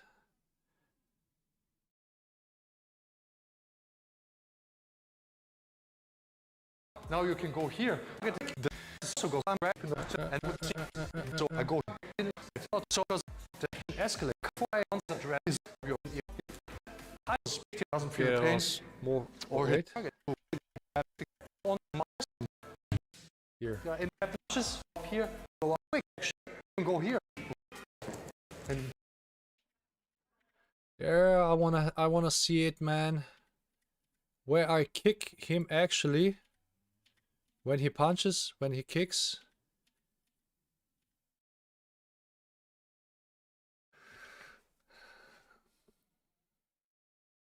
Yeah, that's the intercepting.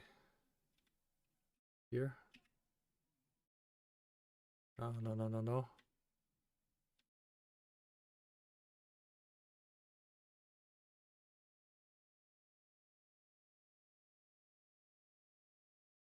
Oh, there's it. So, okay. So, watch this. Okay. He wants to try to grab me. He may wants to kick me. So, now when Fabian wants to kick me, watch this. Boom. He steps in. He wants to kick me. And what I do, I just quickly shuffle and go to the ground. And in the moment I kick him, he's almost square to myself. And that's how he is. This is the moment you would actually kick him into the groin. He's totally square. Okay? So, that's a mistake you shouldn't do in Jeet Kune Do because you want to protect your groin. You don't want to open it like this. instep. Okay, so that's... matter. Both work. Here. That's... Okay. You don't kick like this in Jeet Kune Do. So that's a wrong alignment. We can make That's it back wrong that body way. alignment. Oh, I can get... That's already there. Checks out. Okay. Form a difference. Another one. Okay, so here. So now he does the same. He just he doesn't land before. Back. Okay. As opposed to. So the thing is when you would do the drill with him, and I would hold the pads, I would close the pads, and I would move, and he would have to move with me. Then his feet would have to realign, which he would do because otherwise he wouldn't be able to move with me, and then he would kick far better than he does here because there's no other way how you can move and use your front leg. Okay, that's the funny thing. In Jeet Kune Do, it's not done like this because you want to have it like this. It's done like this because of body mechanics that are forced to do you like this if you want, if you move. Okay. Kick. So which one? Okay, and again, same thing applies. And right back. Okay, why now would you for do my that? Hook kick. Kick Oh, so no, hard? that was beautiful. Throwing a hook off my hip. What I do is when I kick, it comes up like the jig tech, and then I use my hip and this motion here. Okay. So you should also here he's stepping beside his leg. It's wrong, but you should not just use your hip because if you use your hip but you don't turn your leg, you are going to fuck up your knees pretty quickly. And you take away of energy of the kick. So you should actually turn when you kick or before if you shuffle the heel towards the target as well. Okay, when you do the hook turn kick. it over to make it pop. Look, okay. Watch this. And this motion here. Here, watch his leg here. So the toe is pointing 90 degrees to his right. To actually turn it And over when to Bruce make it kicks, pop.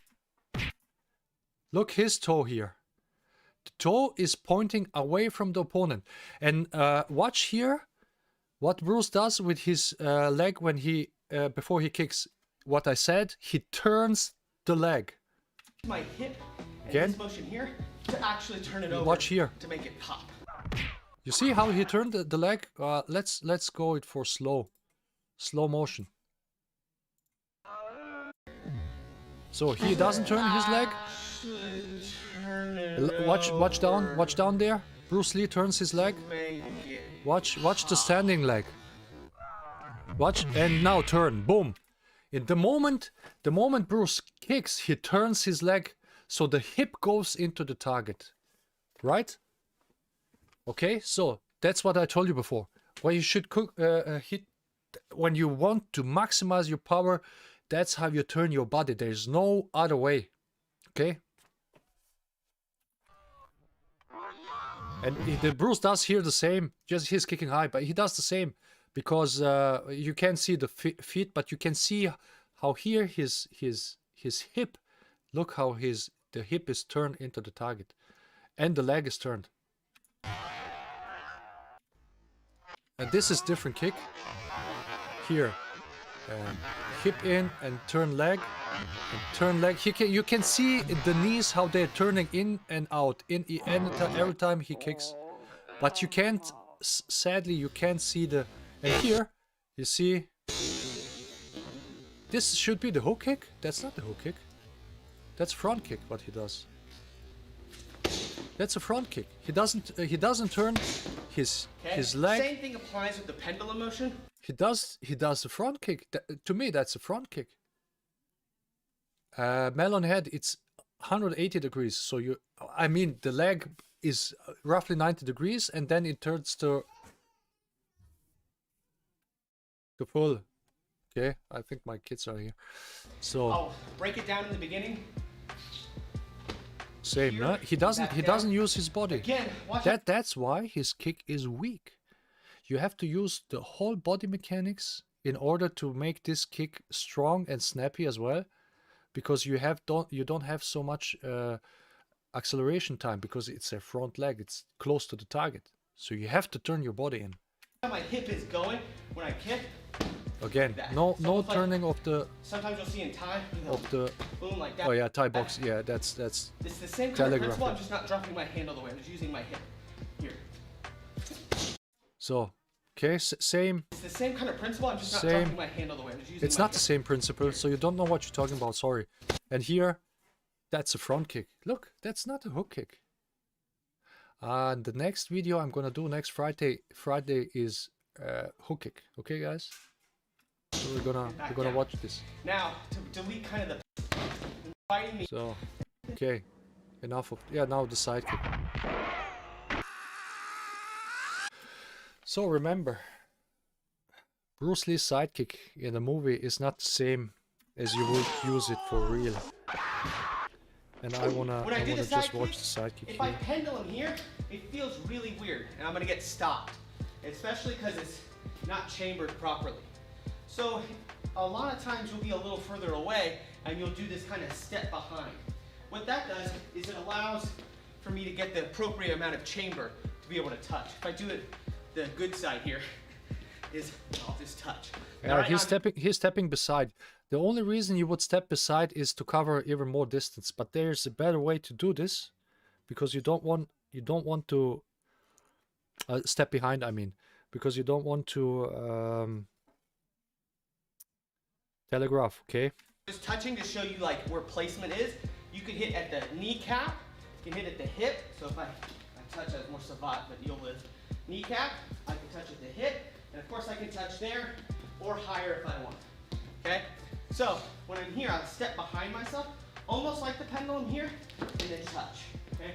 Now I'll put a little boom in it. I don't think I'll make him knock as far as Bruce does, but we'll see here. No, you won't. Need to move it He's all. also leaning too much backwards, so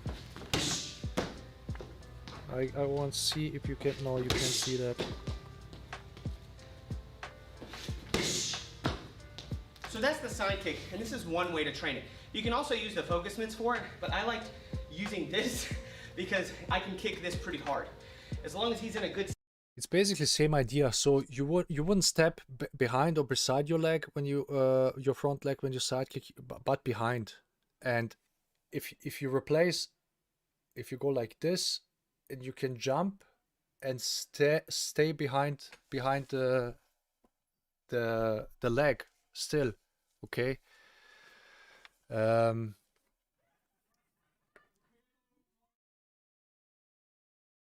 Yeah, Bruce told one of his students the techniques in movies are not real as the in the fighting. Yeah, absolutely. So in movies you can make the techniques larger and footwork larger so it looks good. But like the clip from Bruce we showed, like he said, Kung Fu is just a short motion and it's over. And that's, you should apply this to any technique, also the side kick. Okay, so you should be all over the place. Yeah. Stance, and he's not like this and gets kicked and blows his knees out, then I'd feel bad. But if he's holding it there with that bend, I can put a lot of power into that kick, and it feels pretty good. And be more applicable. But okay, what is doing here? now? Good attack and jab, or the straight leg here. And that's the wrong distance for the punch. So I'm gonna explain you how you should. We go to the jab. Feed. So we're here. So because he's left side forward, his coach should stand right side forward, and the left hand should feed his left lead. Okay. Because when you stand like this, okay. So let's see it again. So you see where this pad, the pad is on the halfway between these two guys. And he punches only just the halfway. Okay, so the distance is wrong. So the pad should actually be here. And you can accomplish that by when the coach is switching the stance. So the coach should have his right leg forward. Then this pad would be more to the back, and the distance and the pad would be roughly where the head is of the coach, and this would represent the right distance to the opponent, instead of holding the pad in front of you like this and feeding your partner. You know? And jab, or the straight leg here. But you see how his punches. He does this is not a straight lead. He doesn't even talk about straight lead. He talks about jabs. So this is not a distance for jab. This is actually a distance for a hook punch almost. Okay. And I can land in my... So wrong hand. So this leg should be backwards. Okay. The hand is correct. It's left hand to the left hand punching, but this guy is standing with the wrong hand, with the wrong foot forward. And you see how his punching just, bent with the bent arm. Now to build on that, we can do the round kick from here as well, or the now tech hook kick. Now tech, jig tech. That's very important because Bruce always said the hook kicks, front kick and side kick. So here. Again, look how he kicks that. So here. So the hip is not in. Okay, the leg is not turned. That's why the hip is not in. Okay, and there's no power in this kick. Therefore,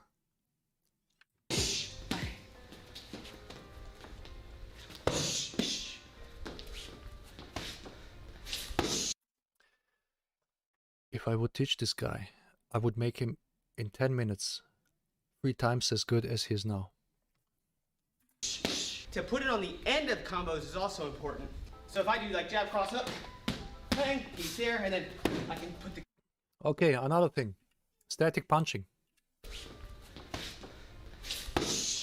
To put it on the end of combos is also important. So if I do like jab, cross So, up... no step, barely hip,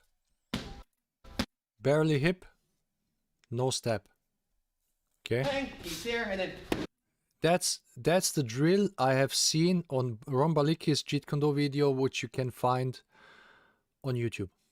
I can put the kick in there. Exactly To the same way simulate of I'm punching. rocking my- That's exactly how they do this. And I ask you then, where is that? Where is that? My Jeet Kune Do, your Jeet Kune Do, because they basically do all the same. I don't see Ron Baliki's Jeet Kune Do is different from his Jeet Kune Do. It's exactly the same. Opponent, boom, I hit him in the face. He stumbles backwards, and I just deliver the coup de grace, or coup de grace. So, again, I go. You can't punch people static. For one reason is because the people don't just stay. If you come to them, he's going to evade or step back. And even if you punch him with the first one, the punch is going to make him to go away. Then you have to step to punch him again. You can't just static free punch a guy. Only if the wall is behind him. So again, I go. 1, 2, 3. That's not how fighting works. That's how these guys often look good on pads, and then when they go into the ring, they get smacked because they don't know how to use the footwork combined with their punches.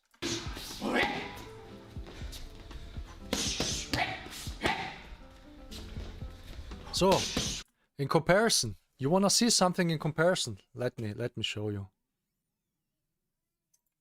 Let me show you. And this is a guy who just trained only a year in my school.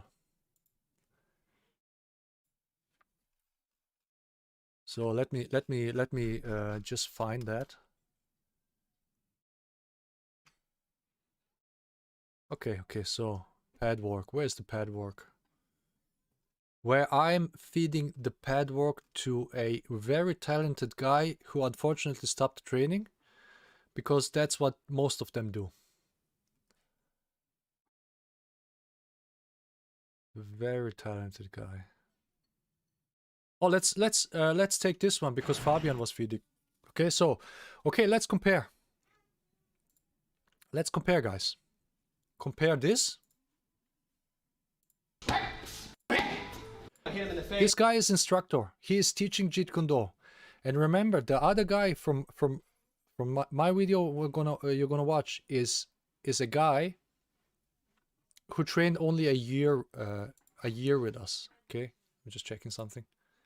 Okay, so this again, he is instructor. He's teaching Jeet Kune Do. That's how they use body mechanics. He stumbles backwards, and I Okay. just deliver the coup de grace. So okay, Coup de grace. So, again, I go.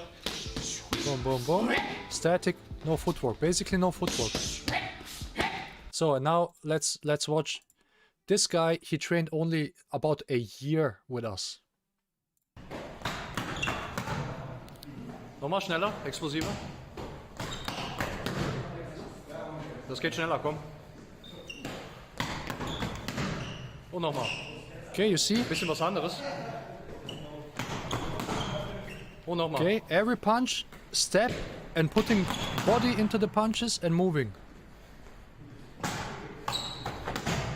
Nochmal defensiv. Explosiv, komm, schnappen. Oh, he's getting Die tired. linke schnappen, nochmal die linke schnappen. He is a weightlifter, by the way. I mean, not bodybuilder, weightlifter. Okay, he does. He lifts weights. So, and there's another video I was actually looking for where I did this one. So the same guy. So remember, look, he's punching the straight lead. You see his foot. He's doing a proper push shuffle. Okay, so now watch again, just for comparison. Just for comparison. Again, this guy is a Jeet Kune Do instructor. And you can mix that with any of the kicks. So, Again, I go. this guy is Jeet Kune Do instructor. He teaches in the United States of America to other people Jeet Kune Do.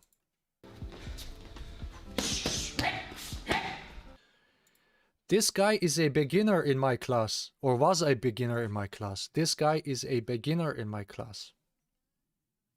Very talented guy though, but still, okay?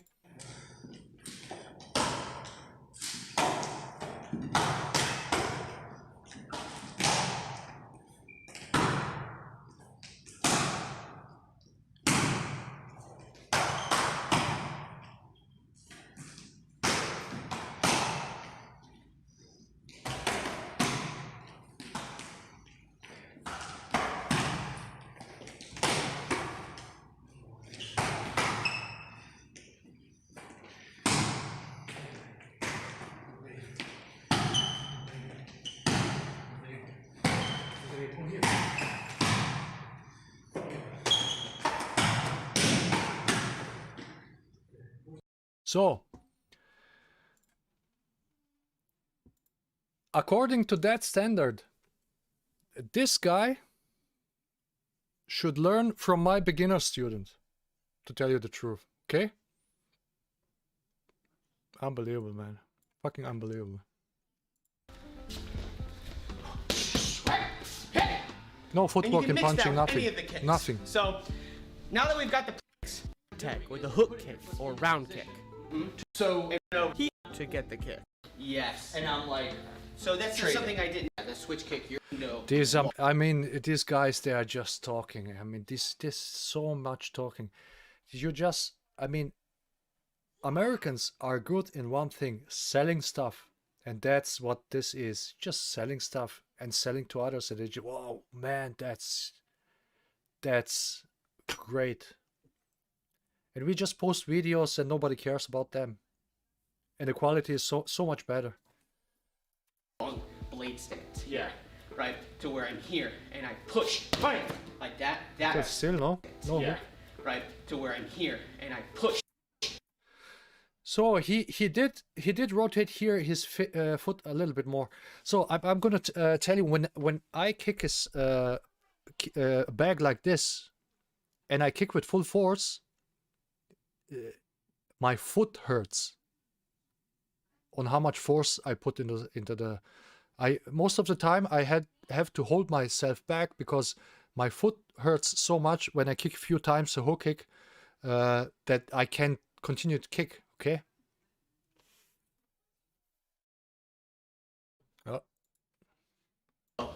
Being able to do So that. let's. I didn't even watch that part. These kicks on first. Sold here on the motion of the pendulum, bags, or what they even did. the push shuffle to get the kick. Yes. And I'm like, whereas the switch kick, you're here. Yeah. Whereas like if I'm in my traditional like end stage Jeet Kune Do long blade stance. Yeah. Right, to where I'm here and I push, bang, like that. That's where the kick comes in. Yeah. And being able to do the kick and then follow up is where like the key to it is. Yeah. It's not to be able to do the kick and be like, aha, now I can't. He did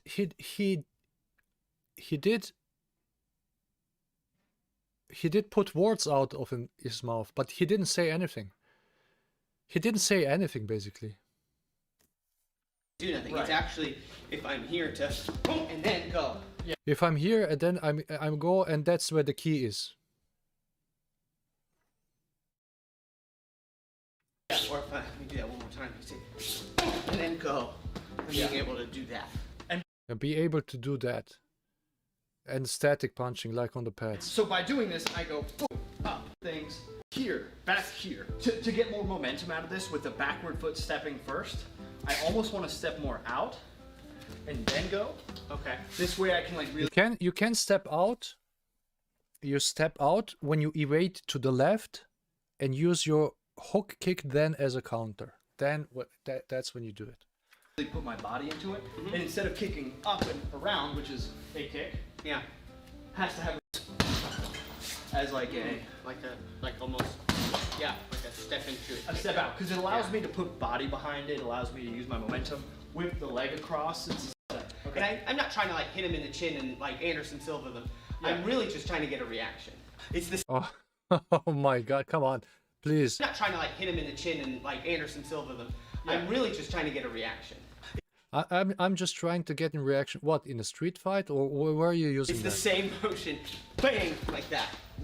Is more of the idea. I think Seth is thinking of a million. So he had to because the other guy, he just kind of didn't believe what he was talking, and he just came up with some other explanation. I don't want to knock out the guy. I just want to have the reaction. That's why I do this weak kick.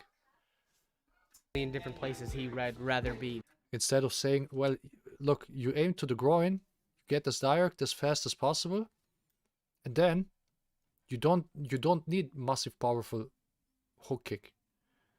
But you can still do it even if you don't step to the side. You just have to know why. You have to rotate your foot and your leg and your hip and snap it into the target. Than watching me try to demonstrate this kick. This one makes a little more sense in my opinion. Yeah. Which and now they are pushing. I can push away. Right. Pushing. But I can Forward thrust. just kind of use the same momentum. I like this one. Like that. Yeah. Here. He's still stepping beside his leg. I mean, there are so many mistakes. So, you know, when we point out these mistakes, and sometimes I even have a guys coming to a pre-trial training to my class, and they come from different martial arts where they actually kick like this. And wait a second.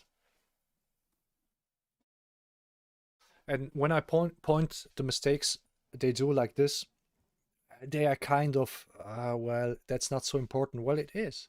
I mean, if you want to be as efficient as possible, as powerful as possible in your punching, and non-telegraphic, you need to do this kind of mechanics. And one argument from Jeet Kune Do concepts, guys, you will then hear, well, that's my Jeet Kune Do. So you do tons of mistakes, and then you call it your Jeet Kune Do. Okay, I mean, then your Jeet Kune Do is crap. Sorry.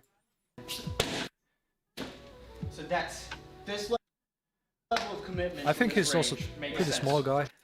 Something down here. yes, and then the way we would hold the The round legs kick, the there, first they kick look we did, short. So would be here, and then I go in. And then I there's no hip and no leg rotation in that kick. Yeah. When you kick full speed and full force with this kick in the pads, the hands of your training partner should fly away. Very strong kick. Yeah. Where would this kick go, right? So for this one. this so one- for this roundhouse kick? Yeah, this roundhouse kick again is aimed for your groin. Oh, so if I'm like this. Yeah, because I would just go and hit there. Sure. Yeah, so Bruce didn't, even though in his movies he had a lot of high kicks, Right. this was very practical. Yeah, Below yeah. the hips. Okay. One true thing. Right? I would either kick your knee. Yep. No, you don't kick your knee with a hook kick like this. Oh my god. You don't kick the knee with the hook kick like this. It doesn't do anything. Because the knee is going just from that angle, it's just going to go with it. You're not going to damage it. With my shoes, hopefully. Yeah. Yeah. I kick the groin, the straight kick, and then you hold it around. Is Let's see. He says straight kick, and then he turned the pads around. And then he did the second straight kick. so if you hold Look, that's the straight kick, and then you hold it around. That's same kick twice. Because like I would hit the groin, you go, oh Slightly no, step more away. hit, but just I can go, slightly. oh okay, and then just retouch. Right. And if you did that, it would be a switch kick. Yeah, it would be. It would be a switch kick. 100% to be a switch kick. Yes. And then you come back. Yeah. Right? But this guy has a better hook 100% kick. to be a switch kick. He doesn't turn. Look, his hip is pointing towards here instead towards the back. Okay, that's how you don't have any power. Yes. And then you come back. Yeah. Right? There's a third. There's a third. Your favorite. Yeah. Side kick. Seth. Is that enough? The way I haven't just seen cross that anything that line, right, which these is guys do that impresses Or me. not like the pen. And Oh, which okay. is be like you're not. But it's not their fault. At the end of the day, it's not their fault. Okay, so guys, you have to remember they are just mistalk. It all starts. There's a saying in German. Let me see. I want to translate that. What is it in English? So you understand what I mean.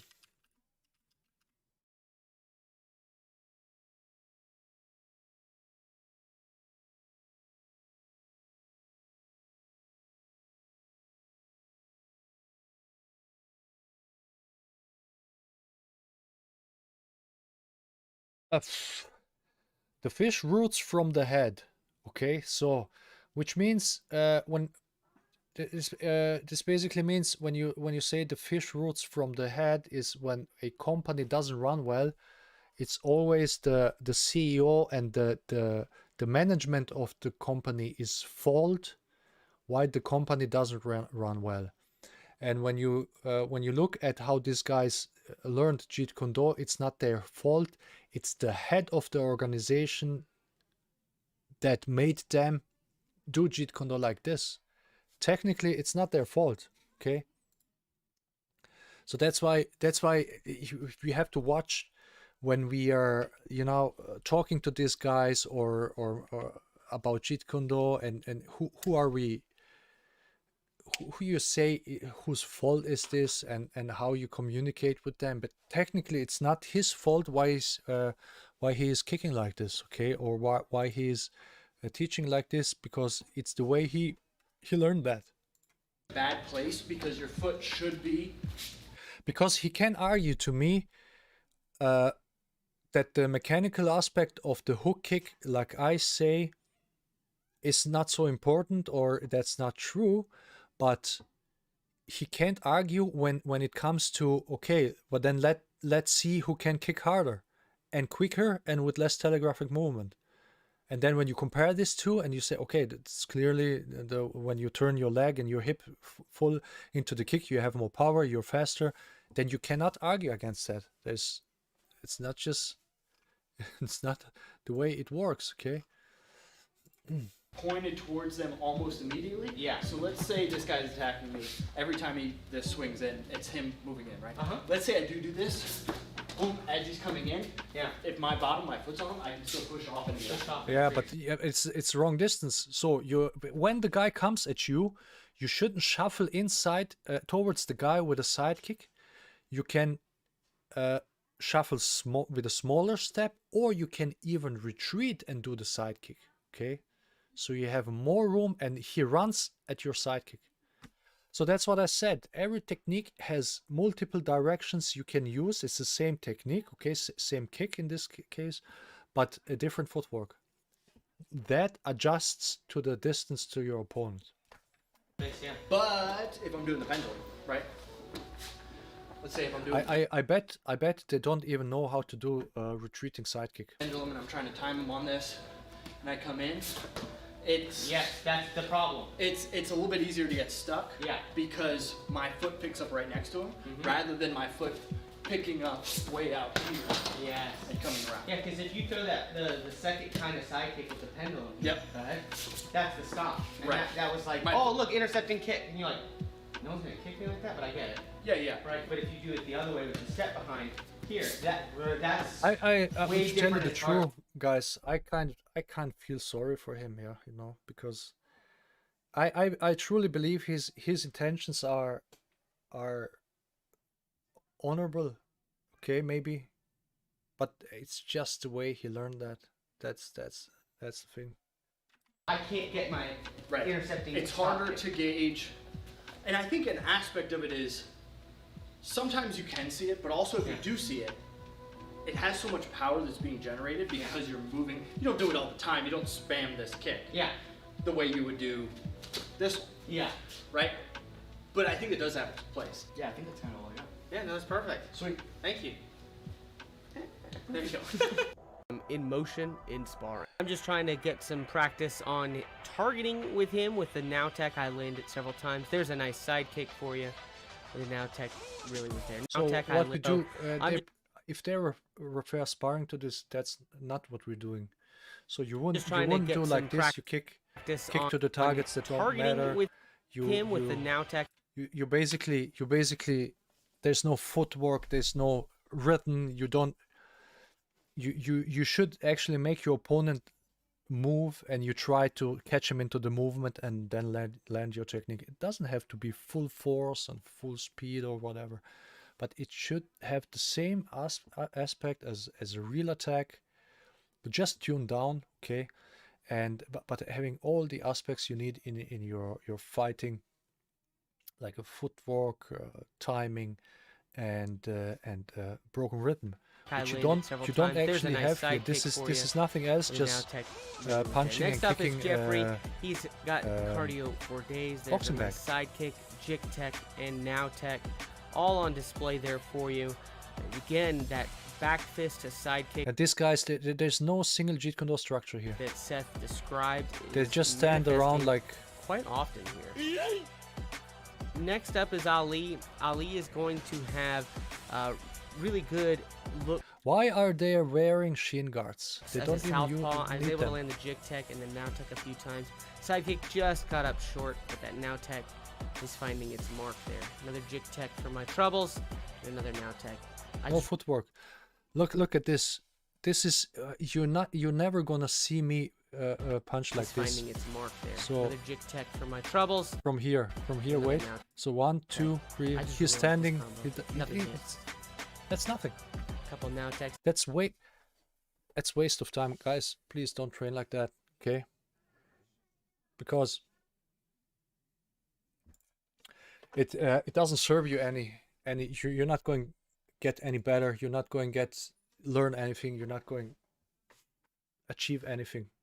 So you should really try to use your technique as efficient and effective as possible, and not just throwing pointless techniques around like you have seen there. Okay, for example, so you have a comparison what I'm talking about. So the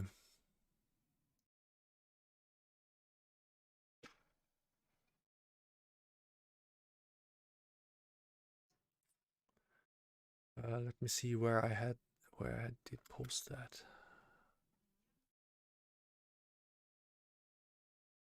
Shouldn't be so far away.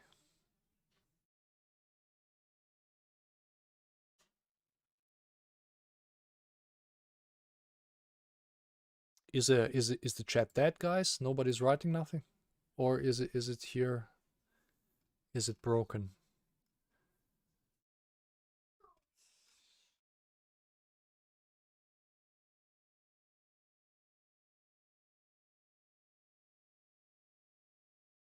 Just a second. Oh, there you go. So, okay, so watch this.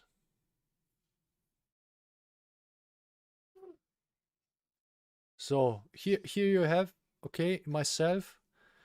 So the Fabian, the reason we have this angle is because, you know, you have to record this in the not in the landscape mode but the vertical mode. So you have less room in the camera, but you can still see that. Okay, so he's coming with a punch, and you try to intercept, and you use sidekick in this guy. Well, nothing fast, crazy fast, or hard. Just using footwork, maintaining distance. Here again, finger jab. He's coming, in time he steps in, can counter. It's so okay. Stepping in again. You can fake, and then so it's a comparison to that what they did. Okay.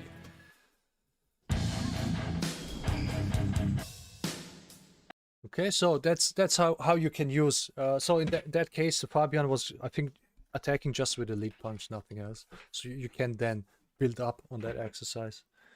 Okay, so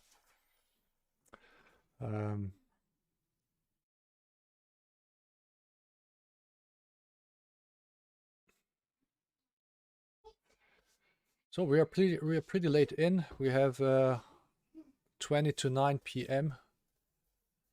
So guys, if you want to talk something about, or I think I'm gonna wrap this up for today, and get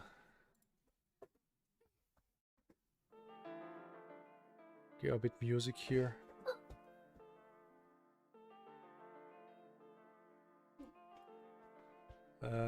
So you have seen subject groin kicks don't work. Then we have talked about that.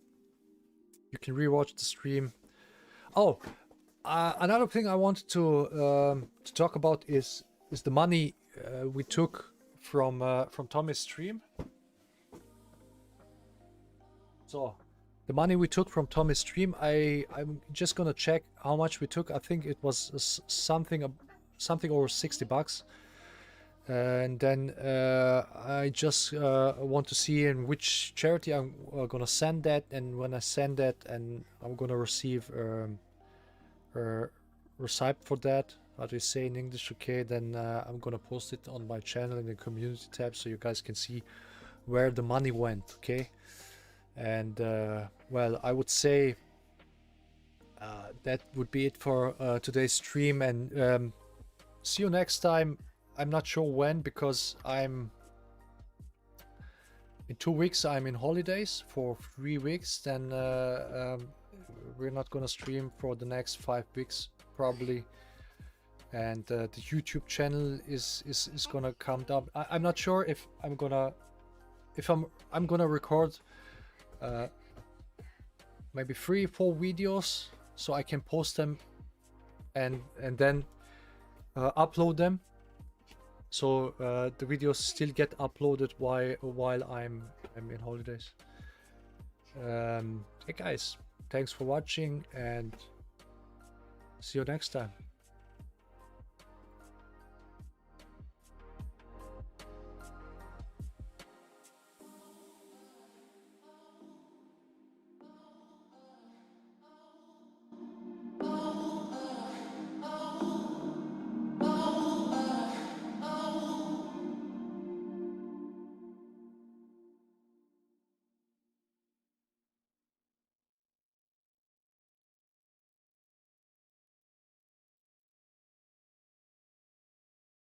Die Musik stimmt schon mal.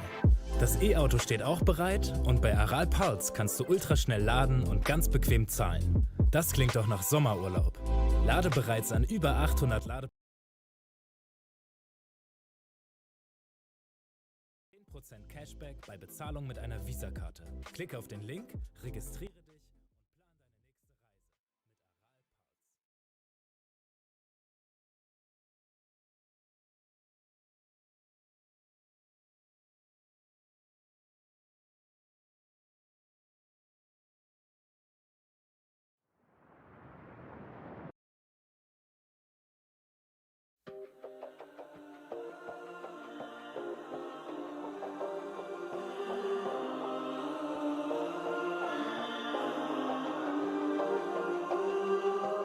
It's cold, just lying here on the floor.